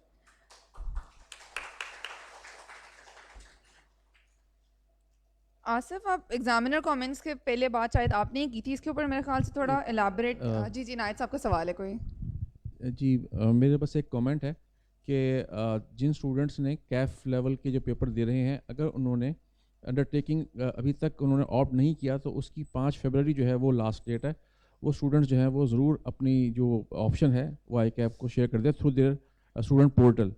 जैसे सर ने कहा कि उसमें 2 ऑप्शन अवेलेबल हैं, फिज़िकल एग्ज़ाम्स और प्रॉक्टरिंग एग्ज़ाम, ऑनलाइन एग्ज़ाम। बिल्कुल आप सही कह रही हैं। और जब फिजिकल एग्ज़ाम आप सेलेक्ट कर लेंगे तो फिर ऑप्शन आएगी कि अगर खुदा ना खास्ता एग्ज़ाम किसी वजह से ना हो सके तो फिर आपका क्या ऑप्शन होगा उस वक्त, कि क्या आप ये फ़ीस आगे ट्रांसफ़र करना चाहेंगे या फिर आपको शिफ्ट कर दिया जाए इन ऑनलाइन या प्रॉक्टरिंग एग्ज़ाम। तो ये आप ज़रूर सेलेक्ट कर लीजिएगा। तमाम स्टूडेंट से मेरी रिक्वेस्ट है। 5 फरवरी जो है कल उसकी लास्ट डेट है। Thank you. थैंक यू जी। सो आसिफ, आप प्लीज़ थोड़ा एलाबरेट करते हैं एग्जामिनर कमेंट्स को किस तरह से यूज़ करना चाहिए और यूज़ करना इम्पॉर्टेंट भी है, और अगर है तो कितना और किस तरह से यूज़ करना चाहिए? जी अगर मुझसे पूछे तो मेरे ख्याल में एग्जामिनर कमेंट्स जो हैं, अगर मैं 2 हरफी बात करूं, वो ये होगी कि एग्जामिनर कमेंट्स मोस्ट इम्पोर्टेंट है, सबसे अहम और मोस्ट इग्नोर्ड स्टडी मटेरियल है। यानी आपकी प्रिपरेशन में सबसे अहम चीज़ है, और स्टूडेंट सबसे कम तवज्जो इस पे देते हैं, बल्कि कई स्टूडेंट तो ऐसे भी होते हैं उन्हें पता भी नहीं होता कि एग्जामिनर कमेंट्स किस्म की कोई चीज़ ऐसी है। देखिए, जिस तरह सारे सेशन में स्टूडेंट मेहनत करते हैं 5-6 महीने जितना सेशन है, और बहुत सी प्रैक्टिस करते हैं, वो सारी प्रैक्टिस सारे क्वेश्चन अटैम्प्ट किए एक तरफ, लेकिन एग्जाम में जो क्वेश्चन आते हैं वो सबसे ज़्यादा अहम होते हैं आपके लिए कि उनमें आप कैसे परफॉर्म करते हो। उसी तरह सारे सेशन में हम टीचर जो हैं वो आपको ये बताते रहते हैं कि क्या काम करना है, एग्जाम में जाके क्या करना है, क्वेश्चन को कैसे अटैम्प्ट करना है। हमारा 5-6 महीने में जो आप लोगों को सिखाते हैं वो एक तरफ, एग्जामिनर का जो एक पेज है ना जिसमें वो बताता है कि क्या नहीं करना, वो उससे ज़्यादा अहम है। मेरे ख्याल में मेरी असेसमेंट ये है कि स्टूडेंट के लिए ये जानना तो ज़रूरी है कि उसने क्या करना है, क्या नहीं करना ये जानना उससे ज़्यादा अहम है। तो एग्जामिनर कमेंट्स जो हैं हमेशा जब कभी भी पास पेपर का कोई भी क्वेश्चन प्रैक्टिस करे, एग्जामिनर कमेंट्स को ज़रूर पढ़े। ये आपको बताएगा कि आपके सीनियर्स जो हैं वो क्या गलतियां करते रहे हैं, और आपने हर एग्जामिनर कमेंट को पढ़ के अपने आप से ये अहद करना है कि ये गलती मैं नहीं करूँगा, कोई और गलती हो तो सो, ये गलती कम अज़ कम मैं नहीं करूँगा। वरना अगर एग्जामिनर कमेंट्स नहीं पढ़ेंगे आप, वही गलतियां दोहराते जाएंगे, तो जो आपके सीनियर के साथ हुआ है वो जहाँ पे पहुँचे आप भी उसी तरह आहिस्ता आहिस्ता पहुँच ही जाएंगे वहाँ पे, लेकिन थोड़ा टाइम लग जाएगा। तो एग्जामिनर कमेंट्स को पढ़ने की आदत डालें हर पेपर में, चाहे वो थ्योरी का हो चाहे न्यूमेरिकल का पेपर हो। और इसमें एक तो ये कि जो एरर्स हैं वो तो हमारे सामने आ ही जाते हैं कि पेपर में स्टूडेंट क्या क्या एरर करते हैं। सम टाइम एग्जामिनर का माइंडसेट भी पता चलता है कि एग्जामिनर जो है वो क्या चीज़ किस क्वेश्चन में चाह रहा था, और शायद आइंदा वो क्या टेस्ट करने जा रहा है। नॉर्मली हमारे स्टूडेंट आदत होती है कि अंदाज़ा लगाने की कोशिश कर रहे होते हैं, अच्छा अगली अटेम्प्ट में कौन सा क्वेश्चन आएगा, तो एक रूल बनाया होता है कि पिछली 1-2 अटेम्प्ट में जो टॉपिक आ गए वो अगली अटेम्प्ट में नहीं आएंगे। मेरे ख्याल में अगर आपने अव्वल तो ये गैस कर ही नहीं सकते आप, क्योंकि एक एलिमेंट ऑफ अनप्रिडिक्टेबिलिटी रखना होता है एग्जामिनर पेपर सेटर ने। लेकिन अगर आपने असेस करना है तो इसको यूं कीजिए कि देखिए कौन से क्वेश्चन ऐसे हैं जिनमें पास्ट में स्टूडेंट की परफॉर्मेंस अच्छी नहीं है। देखिए, मैं अगर पेपर सेट करूंगा ना तो मैं मेरा मकसद क्या होगा कि मैं टेस्ट करूं, चैलेंजेस दो स्टूडेंट्स को, ताकि वो चार्टर्ड अकाउंटेंट सामने आए जो कि एक्स्ट्रा ऑर्डिनरी हो। तो मैं उन एरियाज के ऊपर फोकस करूंगा जो कि वीक होंगे, और वह एग्जामिनर कमेंट्स में नजर आ रहा होता है। ठीक है, एक इसी तरह छोटी सी एग्जांपल मैं आपके साथ दे दूं। मेरा जो जब मैं स्टूडेंट था, फाइनल लेवल का पेपर था ऑडिट का, उसमें मैं फेल हो गया। तो उसके बाद जब अगली अटेम्प्ट थी, एग्जामिनर कमेंट्स आए, तो मैंने एग्जामिनर कमेंट्स पढ़े। उनमें एक क्वेश्चन था, उसके ऊपर कमेंट था कि ये रिसेंटली चेंजेस आई हैं लॉ में या स्टैंडर्ड्स में, और स्टूडेंट को ये नहीं पता था। तो आगे लाइन लिखी थी, स्टूडेंट को एडवाइस हम करते हैं कि वो जो चेंजेस वगैरह आया करें उनको ख़ास तौर पे पढ़ा करें और इस मटेरियल को भी कवर करें। तो मुझे एक पता नहीं, एक मैसेज मुझे उससे मिला कि शायद नेक्स्ट अटेम्प्ट में वो ये क्वेश्चन इसी कंसेप्ट के ऊपर दोबारा टेस्ट करें, और अगली अटेम्प्ट में वो 9 नंबर का क्वेश्चन था। और आपको पता है एग्जाम में अगर 9 नंबर का क्वेश्चन बना ठीक हो जाए और हमें पता भी हो ठीक है, तो एक कॉन्फिडेंस जो ग्रो करता है ना, और उसमें फिर पेपर में मेरी अच्छी परफॉर्मेंस में पास हो गया।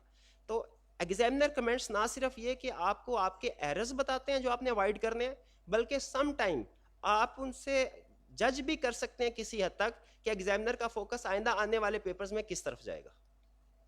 तो एंड पे फिर ये कहूँगा कि ख़ास तौर पे ड्यूरिंग सेशन भी आप अगर एक क्वेश्चन भी करें ना पास्ट पेपर का, उसके एग्जामिनर कमेंट से ज़रूर पढ़ें, और उसमें जो भी की मैसेज है आपके लिए उसको लहदा पे लिखें, और ख़ुद से वादा करें कि कम से कम और जो गलतियाँ जितनी मर्जी हो, ये गलती मैंने नहीं करनी जो एग्जामिनर ने अपने कमेंट्स में आइडेंटिफाई करती।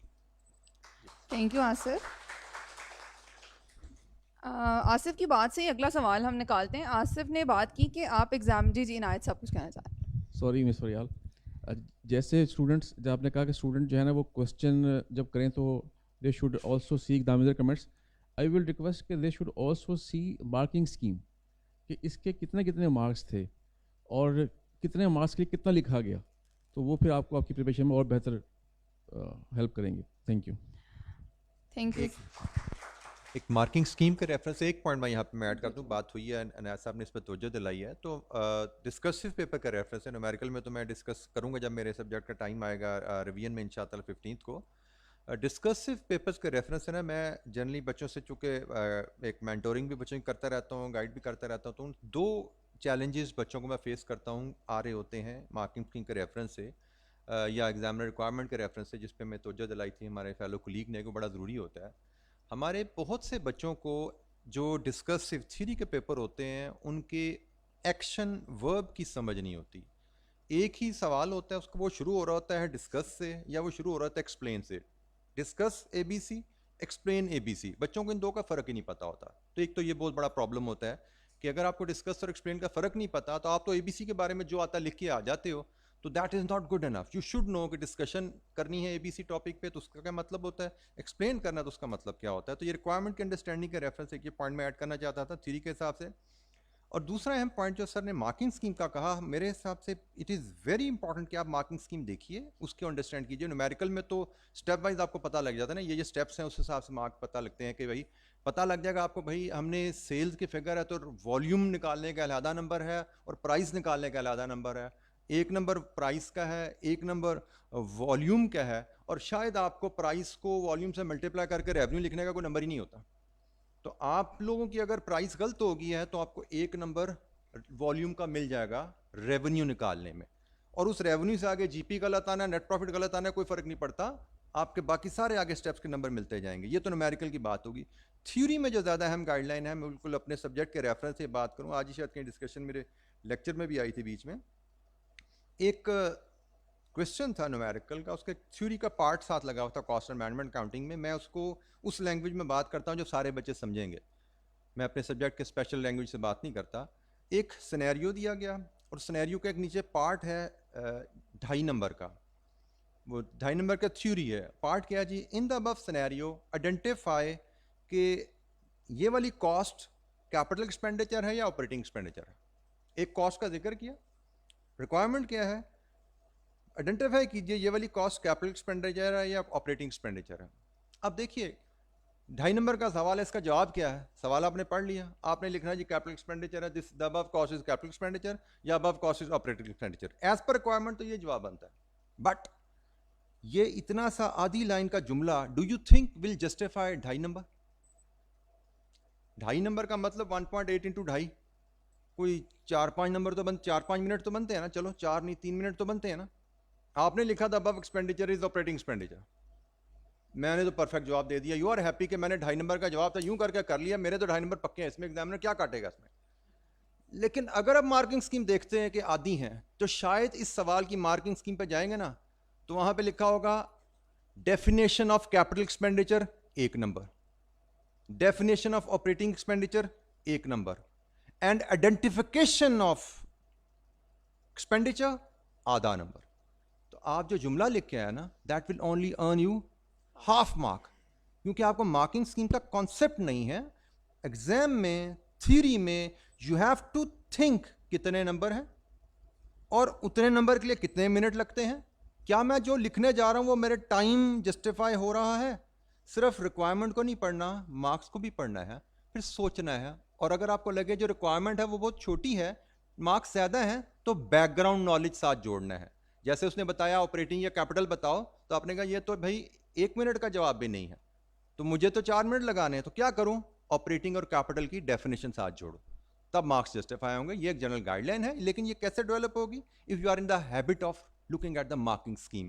थ्योरी है, न्यूमेरिकल है, मार्किंग स्कीम देखने की आदत होगी, तो आपको खुद ब खुद ये सेंस डेवलप होना शुरू हो जाएगी एग्जाम में मैंने क्या लिखना है, कितना लिखना है। ठीक है, थैंक यू। थैंक यू जी। नॉर्मली स्टूडेंट्स ऐसे करते हैं कि जब हम पास पेपर्स पढ़ते हैं और एग्जामिनर कमेंट्स पढ़ते हैं तो एक ट्रेंड बना लेते हैं कि ये वाला जो टॉपिक है एग्जामिनर का बहुत फेवरेट है, ये वो बहुत ज़्यादा पूछता है, ये वाला तो उसने कभी पूछा ही नहीं, तो हमें भी क्या ज़रूरत है पढ़ने की। स्टूडेंट्स की अप्रोच, कुछ स्टूडेंट्स की अप्रोच ऐसे होती है। तो साकिब आप बताएं कि क्या हमें एग्जामिनर फेवरेट टॉपिक्स पे फोकस करना चाहिए, ज़्यादा करना चाहिए, कम करना चाहिए, या फिर करना ही नहीं चाहिए? जी मेरा ख्याल है बीइंग वेरी प्रैक्टिकल बिल्कुल करना चाहिए, क्योंकि एक कहने में बहुत अच्छी लगती है ये बात कि थॉरो स्टडी करनी चाहिए, 100% सिलेबस को कवर करना चाहिए, लेकिन मैं अपने आप को स्टूडेंट के शूज़ में लाता हूँ तो हर स्टूडेंट 100% स्टडी नहीं कर पाता। हर स्टूडेंट की अपने अपने को मसाइल हैं, किसी की कैपेसिटी के मसाइल हैं, किसी के एनवायरनमेंट के मसाइल हैं, किसी के कोई घरेलू मसाइल हैं। तो वो कैसे करेगा कि मैं 600 सफ़े की किताब सारी की सारी पढ़ जाऊँ? तो हो सकता है वो ये चाहेगा कि मैं फोकस्ड स्टडी करूं, इसका मतलब ये नहीं है कि वो सिलेक्टिव स्टडी करना शुरू कर दे, बट वो जानना चाहेगा कि एग्जामिनर के फेवरेट टॉपिक्स कौन से हैं। मिसाल के तौर पे मैं कहता हूँ कि FAR 1 में पिछली 8 अटैम्प्ट्स उठा लें हर दफ़ा IFRS 15 का सवाल आया हुआ है, तो मुझे समझ आ गई कि IFRS 15 से तो सवाल आ ही रहा है, ये उसका एक हॉट टॉपिक है, तो फिर मुझे तैयार भी इसको ज़्यादा फोकस करके कर लेना चाहिए।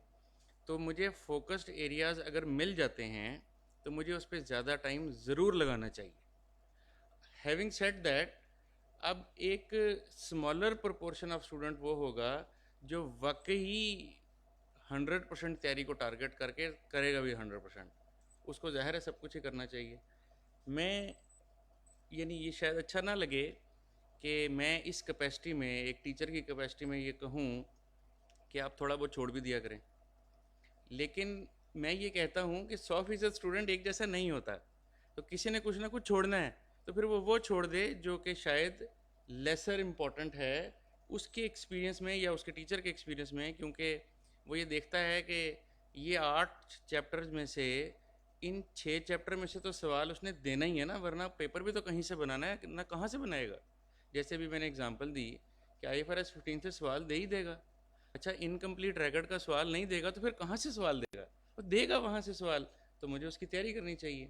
या अगर इंट्रोडक्शन टू अकाउंटिंग में देखूँ तो फाइनेंशियल स्टेटमेंट का सवाल नहीं देगा तो कहाँ से देगा, देगा ना यहाँ से।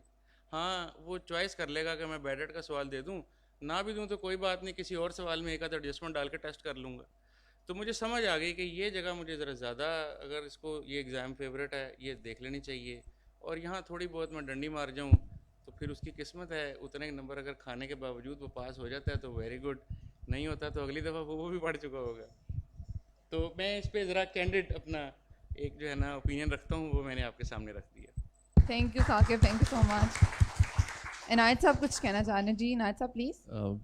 जैसे आपने कहा, मैं भी एक ओपिनियन रखता हूँ कि जिन टीचर्स ने अपनी ज़िंदगी के 25 साल लगा दिए उस सब्जेक्ट पढ़ाते हुए, और उन्होंने अब हर साल के 2 पेपर देखे हुए हैं, उनका एक तजुर्बा है, उनकी ज़िंदगी लगी है उस पेपर के अंदर, और वो इतने सारे बैचेस पढ़ाने के बाद और पेपर्स देखने के बाद उनका एक कलेक्टिव विजडम है, और वो जब ये कह रहे हैं कि ये जो एरियाज़ हैं इनमें से पेपर आ रहा है, तो उनकी जो विजडम है उसको यूज़ करना चाहिए।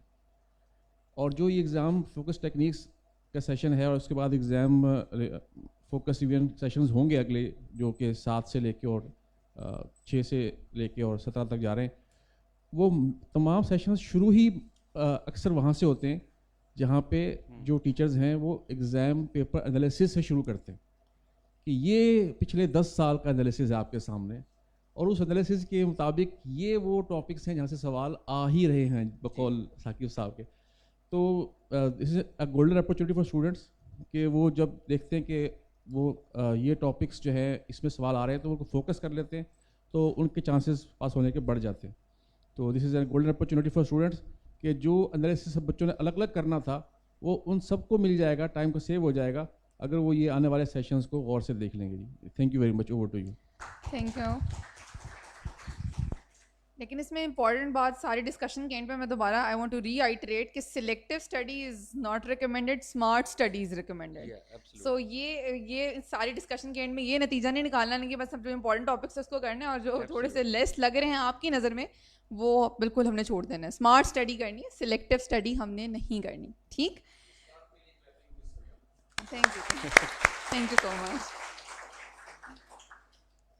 अच्छा, एक बड़ा जनरल सा सिलेबस से हट के एक सवाल है, मुझे बहुत इंपॉर्टेंट लगता है क्योंकि मैं अपने इर्द गिर्द देखती थी अपने फ्रेंड्स को और अपने मेट्स को, वो इस चीज़ को बड़ा इग्नोर करते थे कि जो एग्ज़ाम से बिल्कुल पहले जो आपकी रात की नींद है 6 to 8 आवर्स की स्लीप, और एग्ज़ाम से पहले जो अगर सुबह एग्ज़ाम हो रहे तो जो ब्रेकफास्ट है, ये कितना इंपॉर्टेंट है। क्योंकि लोग इस बस कहते हैं कि हमने सिर्फ पेपर ही देना है, बाकी सब एलियन बन जाते हैं, हम कुछ और नहीं करना।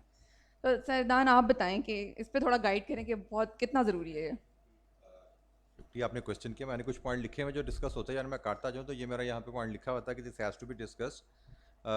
एक अच्छी नींद कितना ज़रूरी है। देखें, मैं एज अ स्टूडेंट और एज अ टीचर दोनों एंगल से आपसे अगर शेयर करूँ, इट डिपेंड्स सुबह पेपर आपका कौन सा है।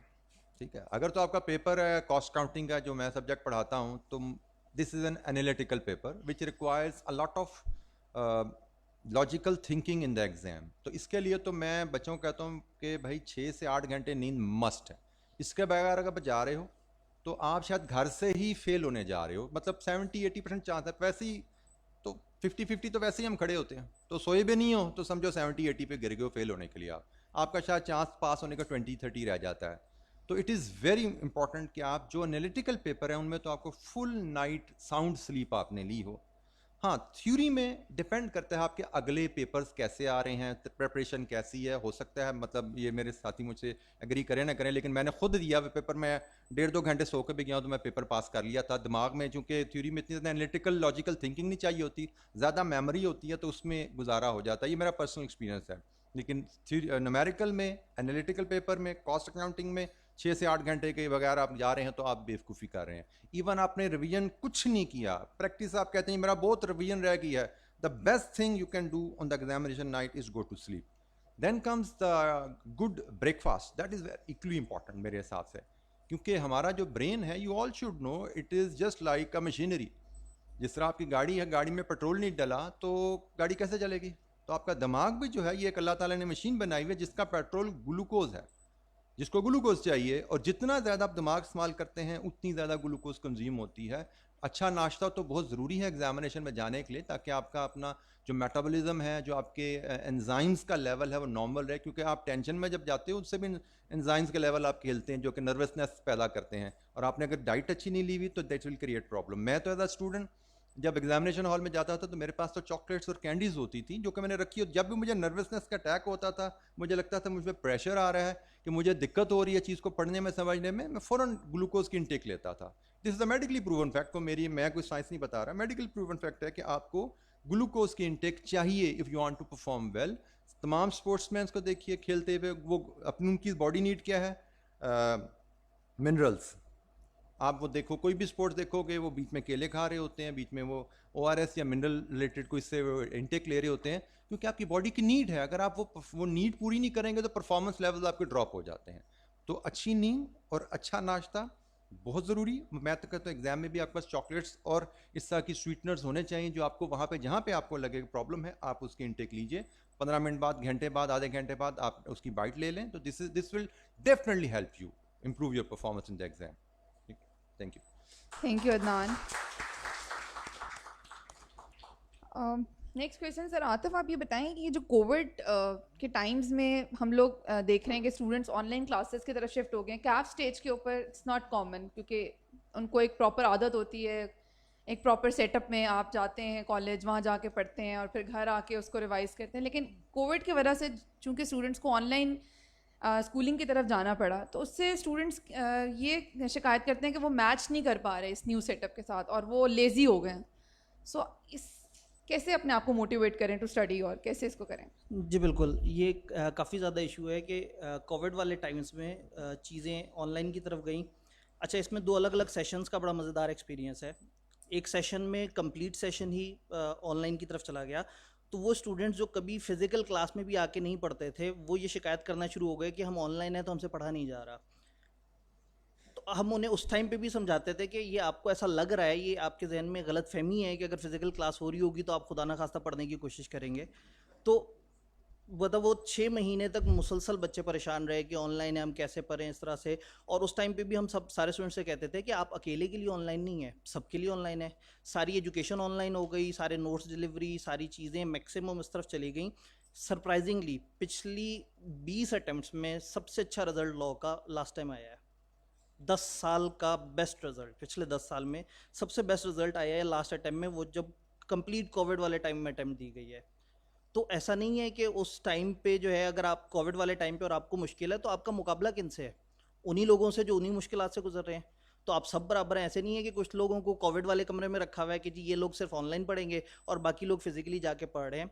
फिर एक अच्छी अपॉर्चुनिटी हमें मिली, गवर्नमेंट ने कॉलेजेस ओपन किए। वो जो बच्चों के जहन में गलत फहमी आ गई थी ना कि हम फिजिकल कॉलेज होता तो हम शायद पढ़ रहे होते। 2 महीने के लिए कॉलेज ओपन हुए, बच्चे जब कॉलेज में आए तो 1-2 हफ्ते बाद ही वो ठंडे होना शुरू हो गए। तो उन्हें 1.5 महीने बाद ये एहसास हो गया कि हाँ वाकई हम तो फिज़िकल में भी नहीं पढ़ रहे आके। तो मसला कोविड का नहीं है मसला, ऑनलाइन फिजिकल का नहीं है मसला, हमारे एटीट्यूड का है। और फिर अब जब दोबारा से गवर्नमेंट ने बंद किया सारा सेटअप, तो उसके बाद अब हम बुला रहे हैं लोगों को कि भाई आओ फिजिकली आओ, कॉलेज दोबारा से ओपन हो गए हैं। बच्चे कह रहे हैं नहीं हम बहुत यूज टू हो गए हैं, बड़े ज़बरदस्त तरीके से हम पढ़ रहे हैं। तो पहली बात ये है कि ये ऑनलाइन जो है वो सबके साथ हुआ, और दूसरा ये कि उस टाइम पे आपको फ्लेक्सिबिलिटी ज़्यादा मिल गई। अभी मैं सर आसिफ से भी बात कर रहा था बाहर, सर भी कहे थे कि अब हम टीचर्स का व्हाट्सएप टाइम बहुत बढ़ गया है। पहले हम क्लास में जाते थे, पढ़ाया और चले गए, उसके बाद जो है वो किसी बच्चे ने ईमेल के थ्रू रब्ता कर लिया या किसी खास सेशन में फिजिकली आके बात पूछ ली तो हमने बता दी। अब ये है कि क्लास पढ़ाई, उसके बाद हम गायब नहीं होते, हम व्हाट्सएप की एक दुनिया में घुस जाते हैं जहाँ बच्चे रात 2 बजे सवाल पूछ रहे होते हैं। मतलब लास्ट तो पेपर से पिछली रात 3 बजे तक, मतलब लास्ट नाइट पे तकरीबन को 150 सवाल आए अलग अलग तरह के स्टूडेंट्स के। तो टेक्निकली अगर आप देखें तो कोविड वाले टाइम ने जहां आपको थोड़ा सा अपने बेसिक पैटर्न से हटाया है, वहां आपको ज़्यादा ईज़ दे दी है अपने टीचर से सवाल पूछने की। आप अपने कुलीग्स के साथ ज़्यादा बेहतर तरीके से इंटरेक्ट कर सकते हैं, और आप डिजिटली अपनी चीज़ों को ज़्यादा अरेंज कर सकते हैं। अब आपके पास टीचर के हैंडआउट्स हैं, पहले बहुत सारी चीज़ें टीचर्स शेयर नहीं करते थे, अब टीचर्स वो सारे हैंडआउट्स, वो सारी चीज़ें आपको सॉफ्ट में शेयर कर रहे हैं, तो आप आइडियली उसके फोल्डर बना के रख रहे होते हैं। तो अब ज़्यादा स्मार्ट है पढ़ना। और हैविंग सेड के लास्ट रिजल्ट बहुत अच्छा गुजरा है कैफ का, हालांकि वो पूरी अटैम्प्ट बड़ी मुश्किलात का शिकार थी, लेकिन वो बहुत अच्छा रिजल्ट रहा है। तो अभी भी अगर आप इस टाइम पे थोड़ा सा भी अपने आप को सही से लेके चलें तो आप बड़ा अच्छा पढ़ सकते हैं।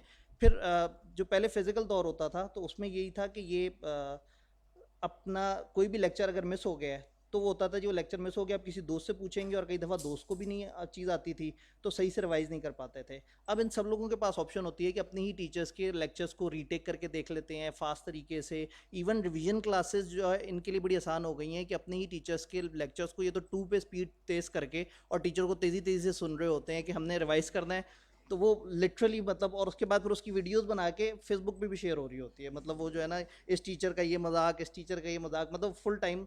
तो देखा जाए तो बहुत फ्लेक्सिबिलिटी ऐड हो गई, आपको थ्रू आउट पूरे पाकिस्तान से अपनी अपनी पसंद की टीचर से पढ़ने का मौका मिला। जब सारी चीज़ें सॉफ्ट में शिफ्ट हुई हैं तो आपको बहुत सारे और इंस्टीट्यूट्स का डाटा भी मिला, चीज़ें मिली, बहुत सारी ऑप्शंस आई हैं। मतलब इस वक्त भी अगर आप नेट पे जाके देखें तो 6 तरह के इदारे इस वक्त रिवीजन क्लासेस करा रहे हैं जो ऑनलाइन पैटर्न के ऊपर करवा रहे हैं। तो एक फ्लेक्सिबिलिटी आ गई है, तो अब आपने इसका फ़ायदा उठाना है, रादर कि आप कहेंगे जी मेरे साथ तो जुल्म हो गया है, कोविड मेरे टाइम पे ही आ गया, नहीं तो मैं तो पेपर पास कर लेता। सबके साथ ये मसला है, तो आपने नेगेटिव्स को छोड़ना है, उसमें से पॉजिटिव्स निकालने हैं कि टीचर से इंटरेक्ट करना आसान हो गया है, नोट ज़्यादा बेहतर तरीके से, सपोर्ट ज़्यादा अच्छे तरीके की मिल गई है।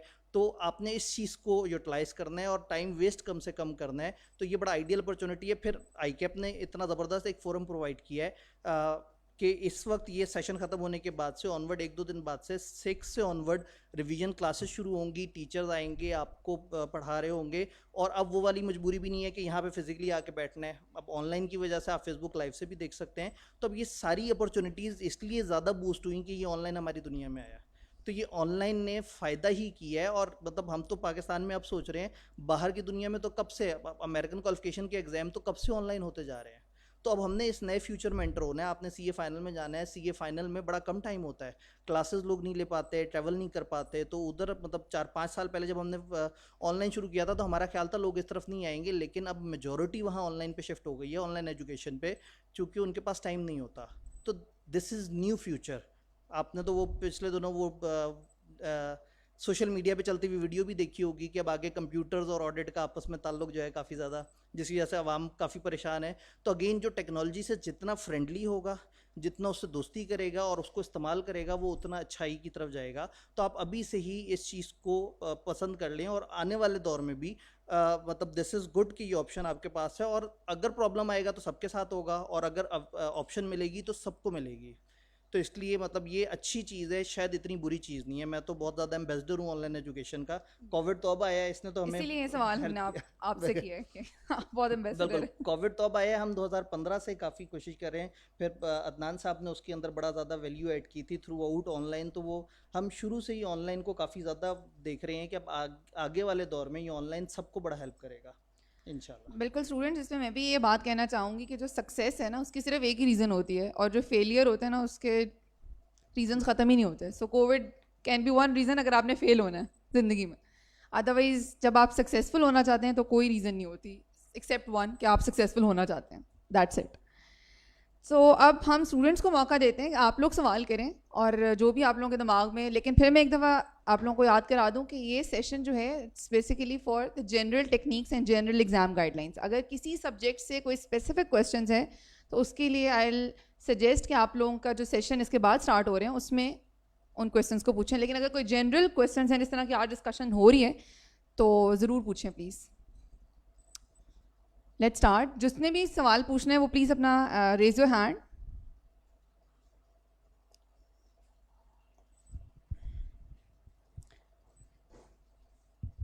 अस्सलाम वालेकुम।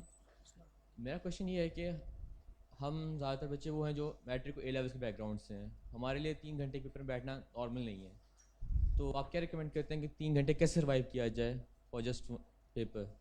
कि हम स्ट्रेस आए तो मुड़ के चले जाएं, या फिर 3 घंटे बैठना कैसे हमने? So over to you, thank you. मैं सवाल एक दफ़ा रिपीट कर देती हूँ सबके लिए कि इन्होंने पूछा है कि अगर पेपर नहीं आता तो वहीं बैठे रहें, उठ के चले जाएं, और अगर बैठना ज़रूरी है तो बैठें कैसे? मैं अगर क्वेश्चन का ये है, शायद मैं अगर रेक्टिफाई कर दूं, ये ए लेवल बैकग्राउंड से हैं, तो ए लेवल में 3 घंटे का पेपर होता नहीं है, 3.25 घंटे का। कोई 1 घंटे का होता है, कोई 1.5 घंटे का होता है, कोई 2 घंटे का होते हैं। यही क्वेश्चन आपका? तो 3 घंटे बैठने की इनको आदत नहीं होती, ये जानना चाहिए हमें। तो आदत नहीं, हम क्या करें? तो मेरे ख्याल में वो बिल्कुल शुरू में ही जो बात कर दी थी अली लतीफ़ साहब ने कि you should go for the mock. पहली दफ़ा ना आप जाइए, आप एक तो हर इदारों में, डिफरेंट इदारों में जहाँ से आप पढ़े तो वहाँ पे मॉक्स हो रहे होते हैं, लेकिन हम उन पे भी ना रहिए। अगर मॉक्स वहाँ पे आप नहीं भी दे पा रहे तो you should develop your own mock, in the sense कि जैसे मैं जनरली बच्चों को रिकमेंड करता हूँ, भाई आप रिसेंट 2 अटैम्प्ट, जैसे मैं एज अ प्रैक्टिस टीचर मैं रिसेंट 2 अटैम्प्ट क्लास में डिस्कस नहीं करता, मैं वो I leave it to the students कि भाई इनको तुम अपने पास रखो।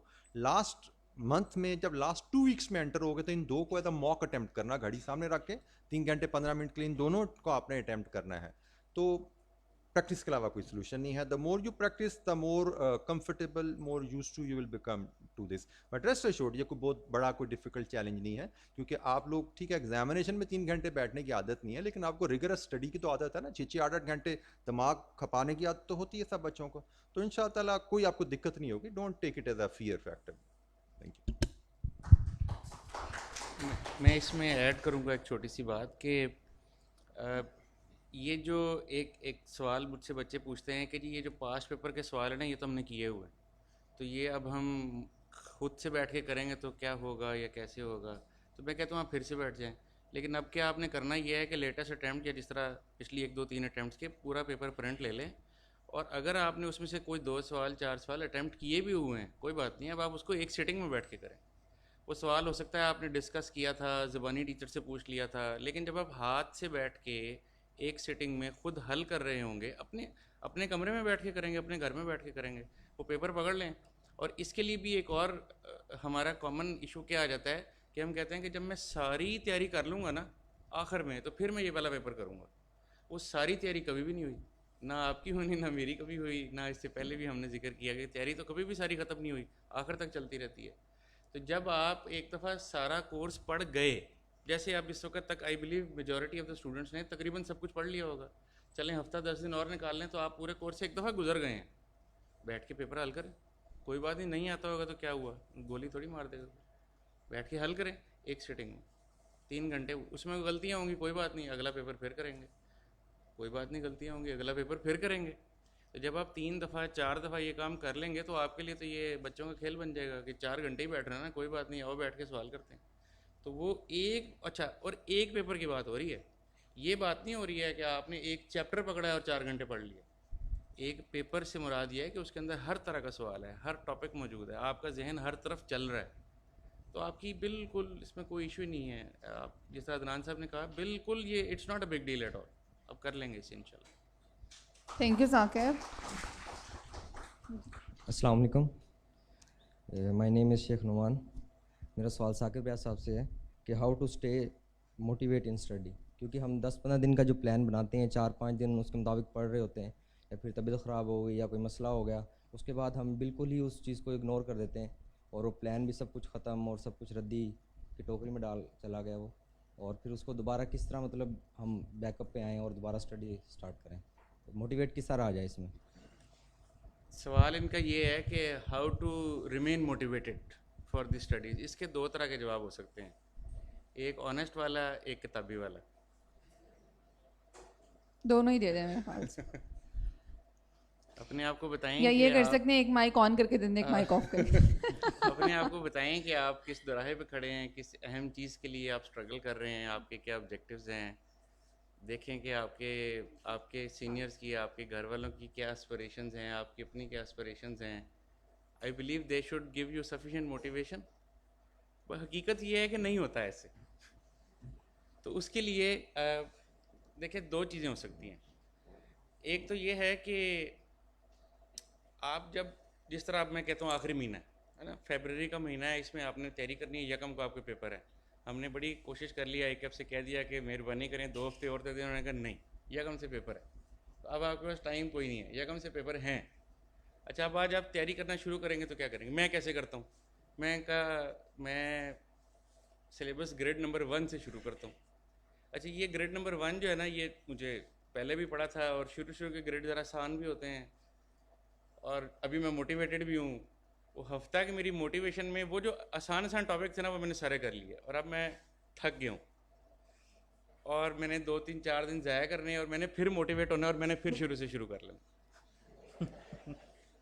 और शुरू के 4 चैप्टर मुझे बेहतरीन आ जाने हैं, आखिरी पहले भी नहीं आते थे, वैसे भी नहीं आने। तो मैं ये रिकमेंड करता हूँ कि रिवीजन आखिर से पीछे को शुरू करनी चाहिए, यानी आखिरी चैप्टर को सबसे पहले कर लें, उससे पिछले को फिर करें। उससे क्यों? आखिरी चैप्टर को आपने सबसे कम टाइम पढ़ा है, पहले वाले चैप्टर आपने रिवाइज भी किए, टेस्ट भी दिए, मिड टर्म भी दे दिया, वो आपने कई दफ़े पढ़ लिए। आखिर से शुरू करें।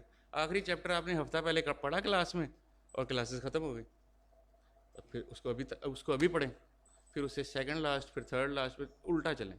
उल्टे में जाहिर है कि आप एक आध चैप्टर आगे पीछे ऐसे कर लेते हैं ना कि यार ये तो बहुत ही अच्छा आता है, कोई बात नहीं, उसको छोड़ दें, लेकिन उल्टा चलें। तो आपकी वो जो मोटिवेटेड टाइम है ना, वो ज़रा उन चैप्टर्स पे इस्तेमाल हो जाएगा जो ज़्यादा सख्त चैप्टर है। और अगर आपकी मोटिवेशन आउट हो रही है, मैं अपना क्या करता रहा कि जब थक जाता था पढ़ते पढ़ते कि, तो फिर मैं खूब टाइम ज़ाया करता था। आज की तैयारी नहीं पढ़ना, नावल पढ़ लिया, मूवी देख ली, फिर लिया। वो एक दिन नहीं पढ़ा ना, तो उसके बाद इतना शदीद रिग्रेट होता था कि क्या कर दिया कल का दिन मैंने, और मैं फिर मोटिवेट चार्ज हो जाता था कि अब मैं पढ़ना शुरू करूँगा। तो मेरे ख्याल में शायद ये हर एक की अपनी अपनी तबीयत के मुताबिक है। आपको शायद आदत हो, आप 3 हफ्ते 4 हफ्ते मोटिवेटेड रहते हो, किसी को ना हो, हर एक अपने अपने अंदाज से देखेगा। पर मुझे लगता है कि कोई बात नहीं, ये स्पेल आते हैं, आपके ऊपर भी आएंगे, आप एक आधा दिन रेस्ट भी ले लें, कोई बात नहीं, रात को फिर पढ़ने बैठ जाइएगा, लेकिन तैयारी आखिर से पीछे को कीजिएगा, शुरू से आगे को मत कीजिएगा। अच्छा, इसमें एक चीज़ मैं छोटी सी ऐड करना चाहूँगा। इस फेज़ में जो आखिरी फेज़ होता है ना, स्टूडेंट थोड़ा प्रेशर में होता है। एक फ़ॉल्स फीलिंग अक्सर आती है कि मैं ये नहीं कर पाऊँगा, मेरे से ये पेपर नहीं होगा। ख़ास तौर पे वो जो इंटेलिजेंट स्टूडेंट होते हैं, उनमें ये फीलिंग ज़रूर आती है। उसकी रीज़न ये होती है कि जो इंटेलिजेंट स्टूडेंट होता है, बेसिकली वो ये नहीं देख रहा होता कि मैंने क्या कुछ कवर किया है, वो ये देख रहा होता है क्या कुछ रह गया है, और वो इस तरह असेसमेंट कर रहा होता है कि जो कुछ रह गया ना, रिमेनिंग डे में नहीं हो सकता, तो मैं इस पेपर को छोड़ देता हूँ। बहुत से ऐसे स्टूडेंट होते हैं 3-4 महीने अच्छी तैयारी करते हैं, मतलब अच्छी पेस के साथ जा रहे होते हैं, आखिरी 1 या 1.5 महीने में वो डिसीजन करते हैं कि हमने पेपर क्विट कर देना है। मैं भी जब स्टूडेंट था तो मेरे साथ भी किस तरह का फेज़ आया, मैंने डिसाइड किया मैंने पढ़ाई नहीं करनी, पढ़ाई छोड़ देनी है। मैं उस वक्त इंटर में था, तो जो मेरी बड़ी बहन थी, मुझे आज तक याद है कि उन्होंने बिठा के मुझे काउंसलिंग की। उन्होंने आधे पौने घंटे की काउंसलिंग थी वो, लेकिन उसमें उन्होंने मुझे बताया कि अच्छा ये नहीं करो तो क्या करोगे। ठीक है, अगर फ़र्ज़ कीजिए आपको कोई चीज़ मोटिवेटेड नहीं है, आप कहते हैं कि अच्छा ये पेपर मैंने नहीं देना इस दफ़ा, या मैं सीए छोड़ देता हूँ, इसमें बड़ी दफ़ा बड़ा फील होता है, तो फिर क्या करेंगे आप? और जो कुछ करेंगे आप वो मतलब एवरेज है। इस फेज़ में किस लिए हम आए? मैं इसलिए पैसा दे के आया था, और अल्लाह का शुक्र है मतलब मैंने जितना सोचा था उससे कहीं ज़्यादा अर्न कर रहा हूँ। आप में से भी मेजोरिटी का मोटिवेशन फैक्टर ये होगा। तो एक फ़ॉल्स फीलिंग आती होती है अच्छे स्टूडेंट में, आपने उस फॉल्स फीलिंग को कंट्रोल करना है, और जब ये फीलिंग आए ना, खुद से डिसीजन मेकिंग ना करें। उस वक्त आप खुद इस काबिल नहीं होते कि सही फैसला कर सकें। आप किसी ना किसी अपने वेल विशर के साथ मशवरा कीजिए कि मेरे जहन में ये चल रहा है, बताइए मैं क्या करूं, तो वो डेफिनेटली आपको एक अच्छी एडवाइस देगा। Thank you Asif, thank you. Sorry, इसमें इसमें थोड़ा सा इजाफा एक करूं, ये point जो मैं- वेल विशर कह रहे हैं ना आसिफ साहब, ये कोई समझदार आदमी होना चाहिए। ये आपका क्लास फेलो या सीनियर नहीं होना चाहिए, यकीनन आपका टीचर, मेंटोर या कोई बड़ा बुजुर्ग होना चाहिए जो आपको समझा दे। मैं इसमें एक पॉइंट थोड़ा ओवर ऐड करूँ, साकिब ने सीक्वेंस की बात की, मेरा जो अंदाज़ा होता था रिवीजन करने का जब एज स्टूडेंट में पढ़ता था, 2 चीज़ें मैं आपसे उससे शेयर कर लेता हूँ। एक मैं रिवीजन जब भी करता था, मैं 100 नंबर का पेपर और आई कैप का पास्ट पेपर एनालिसिस होता था उस ज़माने में, अब तो ग्रिड आ गया आपके सामने, तो मैं ग्रिड में से चैप्टर आइडेंटिफाई कर लेता था किन चैप्टर से कंफर्म क्वेश्चन आना है। फॉर एग्जांपल मैं अगर अपने, वैसे तो 16-17 चैप्टर है मेरे सब्जेक्ट में, लेकिन 16-17 में से मैं अगर 6 चैप्टर कर लेता हूँ ना, तो मेरे 7 में से 5 या 4 सवाल हो जाते हैं कन्फर्म। तो मैं सबसे पहले उन चैप्टर्स को कवर करता था कि यार कि मुझे, और मैं काउंट करता जाता यार, एक सवाल कंफर्म हो गया, 2 हो गया, 3 हो गए, 4 हो गए। तो जो मोटिवेशन वाला पीरियड होता था ना, उसमें तकरीबन 70-80% पेपर हो जाता है।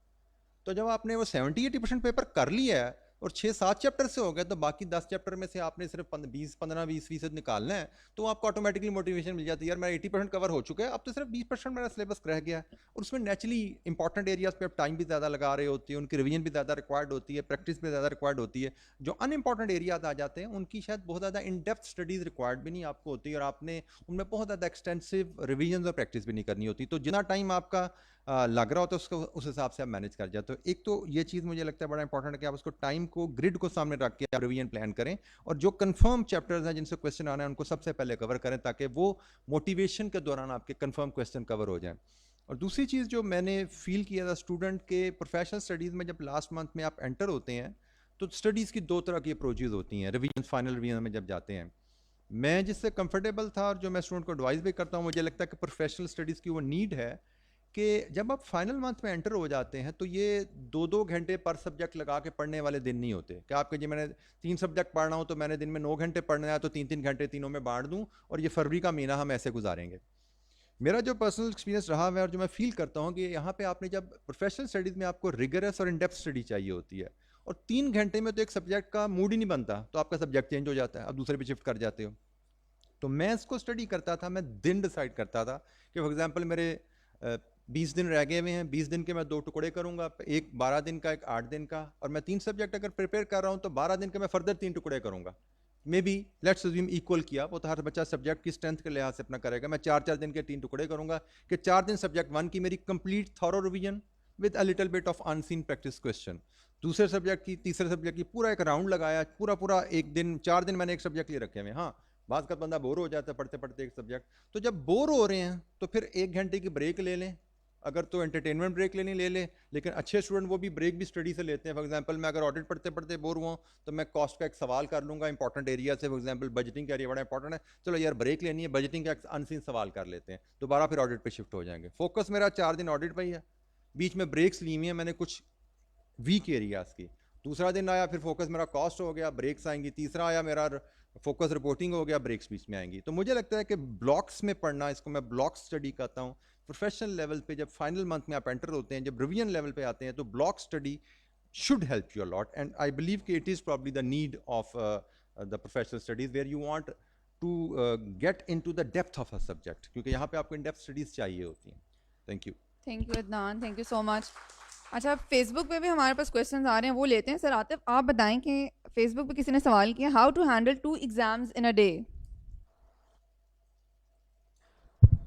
ठीक है, ये 2 एग्ज़ाम एक दिन में आने की प्रोबेबिलिटी थोड़ी सी कम होती है अगर स्टूडेंट ने प्लानिंग थोड़ी बेहतर तरीके से की हो, लेकिन कॉमनली कुछ एग्ज़ाम इस तरह से होते हैं जैसे FR2 और लॉ, ये एक ही दिन पे आ जाते हैं। तो उसमें हम ये सजेस्ट करते हैं कि उसमें न्यूमेरिकल वर्सेस थ्योरी देख लिया जाए, क्योंकि न्यूमेरिकल सब्जेक्ट में अगर आपने पेपर से 6-7 दिन पहले तक भी एक अच्छी प्रैक्टिस कर ली और कॉन्सेप्ट्स क्लियर हैं, तो शायद डे ऑफ पेपर पे अगर आपने बहुत ज़्यादा रिवीजन नहीं भी की तो भी आप पेपर वाले दिन, जैसे सर ने भी कहा कि अगर आप नींद भी ले लेते हैं और मतलब बहुत ही कम भी पढ़ते हैं लेकिन नींद प्रॉपर लेते हैं, तो उससे आप उसको अच्छी तरह से अटेम्प्ट कर पाते हैं।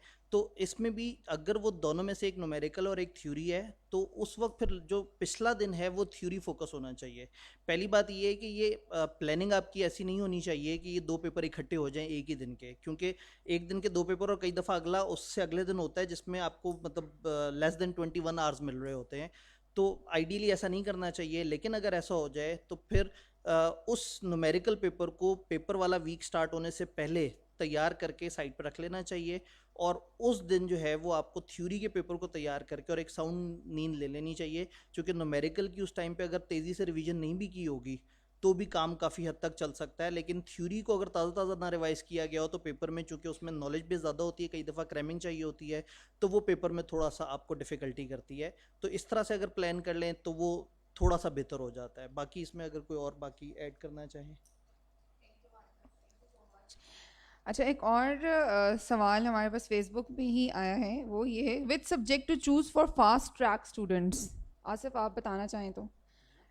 विच subjects to choose for fast track students, जो जल्दी जल्दी करना चाहते हैं, उनको कौन से सब्जेक्ट्स चूज़ करने कैफ स्टेज को?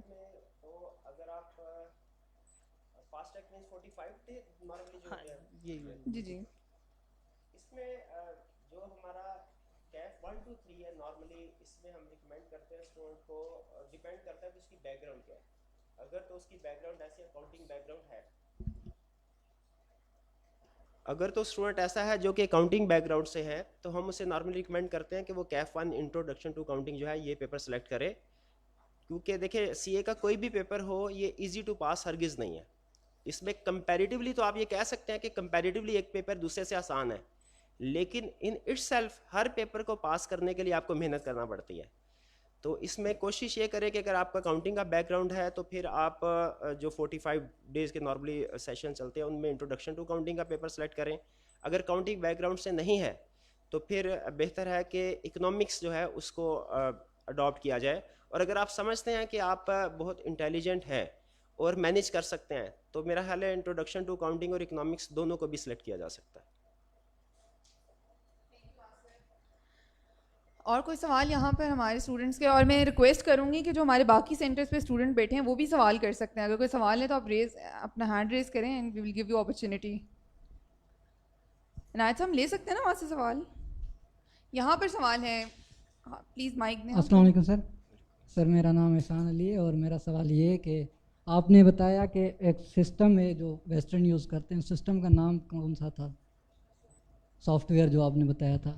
सॉफ्टवेयर वो बेसिकली स्पेस रेपिटेशन के नाम से आप सर्च कर रहे हैं गूगल में, उसमें बहुत से सॉफ्टवेयर होते हैं। उसमें बेसिकली सुपर मेमो है एक, और इस तरह की और भी कुछ दूसरे सॉफ्टवेयर्स हैं। अच्छा। वो लेकिन आप रिकमेंडेड नहीं है आपके लिए इस लेवल पे, क्योंकि असल में हमारी सोसाइटी जो है वो हाईटेक सोसाइटी नहीं है। इसमें वो जितनी देर में आप उसको समझेंगे, आप उसको ज़ाहिर है उसके लिए भी इन्वेस्टमेंट चाहिए। तो वो बेसिकली मैं रिकमेंड नहीं करता कि खासतौर पे इस फेज़ पे आप उसकी तरफ जाएं। वो बेसिकली होता है लॉन्ग टर्म मेमोरी के लिए, और वो रिकमेंड करते हैं कि अगर आपने ऐसी चीज़ों के लिए जो आपने लाइफ टाइम लर्न करनी है, उनके लिए रिकमेंडेड होता है। अच्छा, और सर एक और क्वेश्चन था कि जैसे कोई बंदा अभी इंटरनेट से नहीं है इतना कनेक्टेड, तो क्या वो आपके रिकॉर्डेड लेक्चर सुन के वो पेपर पास हो सकते हैं? जैसे यूट्यूब पे काफ़ी पास पे आपके रिकॉर्डेड लेक्चर्स पढ़े हैं। देखिए वो डिपेंड करता है। रिकॉर्डेड लेक्चर्स जो हैं वो सुन के आप प्रीवियस सेशन के अगर कोई हैं सुन के पास हो सकता है कि नहीं, वो डिपेंड करता है क्या वो लेक्चर्स कंप्लीट है कि नहीं, और उनके साथ जो अदर स्टडी सपोर्ट मटेरियल होता है वो अवेलेबल है कि नहीं। यूट्यूब पे नॉर्मली सिर्फ वीडियो लेक्चर्स होते हैं, इसके साथ जो दूसरा स्टडी सपोर्ट मटेरियल होता है, नोट्स वगैरह, एडिशनल प्रैक्टिस वगैरह और स्टूडेंट्स के क्वेश्चन आंसर अलग, वो अवेलेबल नहीं होती सपोर्ट।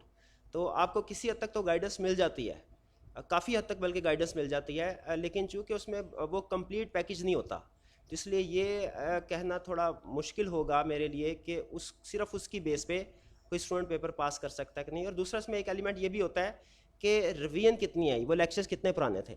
अगर उनमें रिवीजन आ जाए तो फिर वो रिस्की हो जाता है, और आपको पता ही है कि आपके टीचर्स भी आपको बताते होंगे कि जो चीज़ें रिवाइज होती हैं उनके टेस्ट होने का चांस ज़्यादा होता है। ठीक है, लेकिन बहरहाल इसका ये मतलब नहीं है वो यूज़फुल नहीं है, वो बिल्कुल यूज़फुल हैं, लेकिन सिर्फ उन पे सोली रिलाई ना कीजिए, बल्कि अपने रेलिवेंट टीचर जिससे भी आप पढ़ रहे हैं उनसे भी आप इंटरेक्शन रखें और उनके साथ भी डिस्कशन करें। जो आपके रेलिवेंट लेक्चर्स हैं, वो जो टीचर्स हैं उनसे ज़रूर इन टच रहें। Thank you sir. Thank you so much, Asif. Okay, students, now we are short of time, so let's put the session to the closing remarks. For closing remarks, we have with us Mr. Asad Feroz, who is a fellow member of ICAP and also a member of North Regional Committee. Please, with a huge round of applause, welcome on stage Mr. Asad Feroz.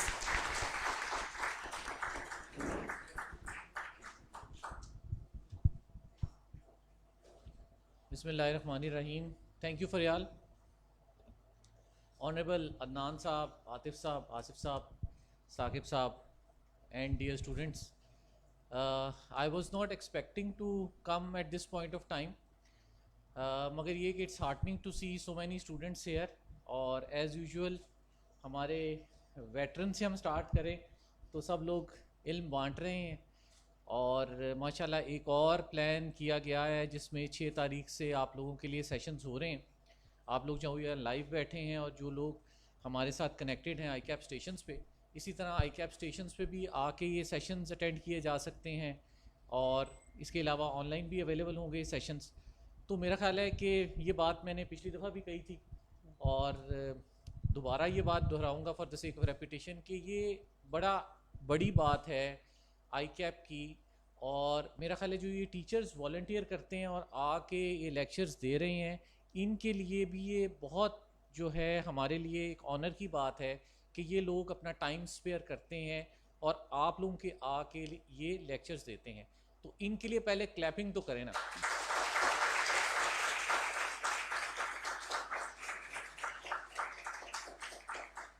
हम qualified chartered accountants हैं इस line में जो बैठे हुए हैं और एक साहब जो हैं हमारे साथ नीचे भी बैठे हैं, इनायत साहब भी हैं, फरियाल भी माशाल्लाह बैठी हैं। तो हम सब लोग टाइम के हिसाब से हर चीज़ सोच रहे होते हैं। तो जो टाइम है वो टाइम ज़िंदगी में इम्पॉर्टेंट चीज़ है। एज स्टूडेंट्स आपने भी टाइम मैनेजमेंट, पेपर में भी टाइम मैनेजमेंट, सिलेबस के अंदर प्रेपरेशन में भी टाइम मैनेजमेंट, ठीक है, और एग्ज़ाम आने से पहले दुआओं में भी टाइम मैनेजमेंट बड़ी ज़रूरी है। जो सारे काम करने आपके लिए इम्पॉर्टेंट हैं। डेफिनेटली मैं सिर्फ एक आखिरी हर्डल हूँ आप लोगों के दरमियान और हाई टी के दरमियान। मैं सिर्फ यही कहना चाहूँगा कि जो ये हमारे स्टार टीचर्स आपके सामने आके आपके सामने लेक्चर्स देंगे, आप लोग इसको मैक्सिमम यूटिलाइज़ करने की कोशिश करें और इसमें से जो भी आपको लर्निंग मिलती है वो आपके लिए बहुत इम्पॉर्टेंट होगी एग्जामिनेशन के लिए। और माशाल्लाह अब बहुत अच्छे रिज़ल्ट्स आई कैप दे भी रहा है और इतने अच्छे रिज़ल्ट्स में आप सबके पासिंग के चांसेस भी बहुत बढ़ गए हुए हैं। और अगर आप लोग एफ़र्ट करेंगे तो मेरा ख्याल है कोई डाउट नहीं है हम सबको कि आप में से बेशतर लोग इंशाल्लाह पास भी करेंगे और हम आप सबको अपने साथ मेंबर देखना चाहते हैं, इसमें आपको कोई डाउट नहीं होना चाहिए। अगेन शुक्रिया अदा करना चाहूँगा माकॉम की टीम का और इनायत साहब और इनकी टीम का ये सेशन इन्होंने प्लान किया। आईटी वालों को मैं अक्सर याद नहीं करता, आईटी की बड़ी एक स्ट्रेंथ है। जुनेद बैठे हुए हैं पीछे, जुनेद के लिए आज तालियां बजा दें। देखिए बड़े जो हम इवेंट्स कराते हैं रूटीन में, अब मुझे 8वां साल आ गया रीजन में काम करते हुए, बड़ी हमारी जो टीम होती है हमेशा हम लोग तो आपके सामने आके खड़े होते हैं और एक फाइनल टच दे रहे होते हैं, मगर जो रियल लोग होता है, आमिर भी हमारे साथ खड़े हैं मार्कॉम से, ये लोग बहुत एफर्ट पीछे कर रहे होते हैं। तो आप ये इस तमाम एफर्ट को ज़ाया होने से बचाना, इन तमाम लोगों के कीमती टाइम को ज़ाया होने से बचाना आप पे है कि आप लोग अपने एफर्ट से, डेडिकेशन से वो क्लासेस को पढ़ेंगे, अच्छी पार्टिसिपेशन करेंगे और अच्छा परफॉर्म करेंगे। विद दीज वर्ड्स आप हजरात का एक बारी फिर शुक्रिया, आपने आई कैप के लिए टाइम निकाला और आप सबका भी शुक्रिया कि आप लोग आए, आपने टाइम निकाला। तो अब मेरे और आपके दरमियान जो हाई टी का हर्डल है फरियाल, वो ख़त्म होने लगा है। Thank you very much.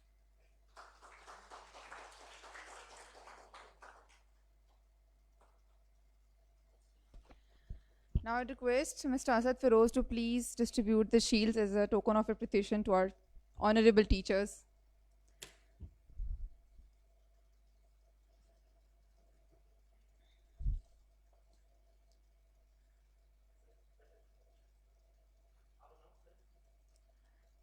First of all, I would like to invite forward Mr. Adnan Rashid. So please come forward.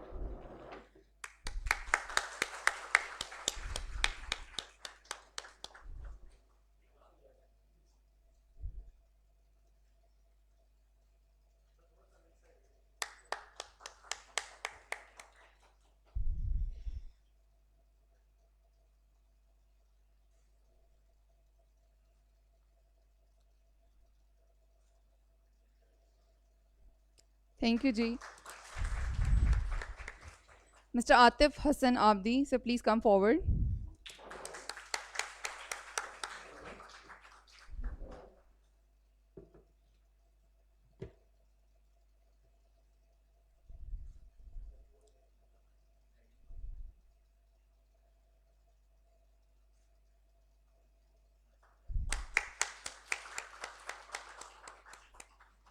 Mr. Muhammad Asif, please come forward.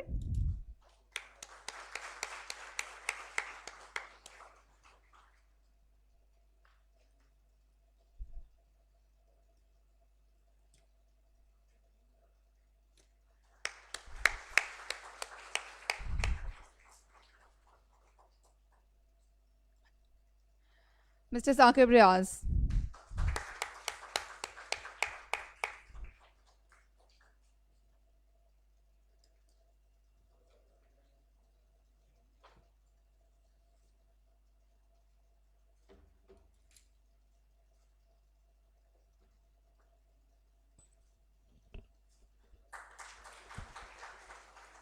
And finally, Ms. Faryal Chattha for moderating such an amazing session.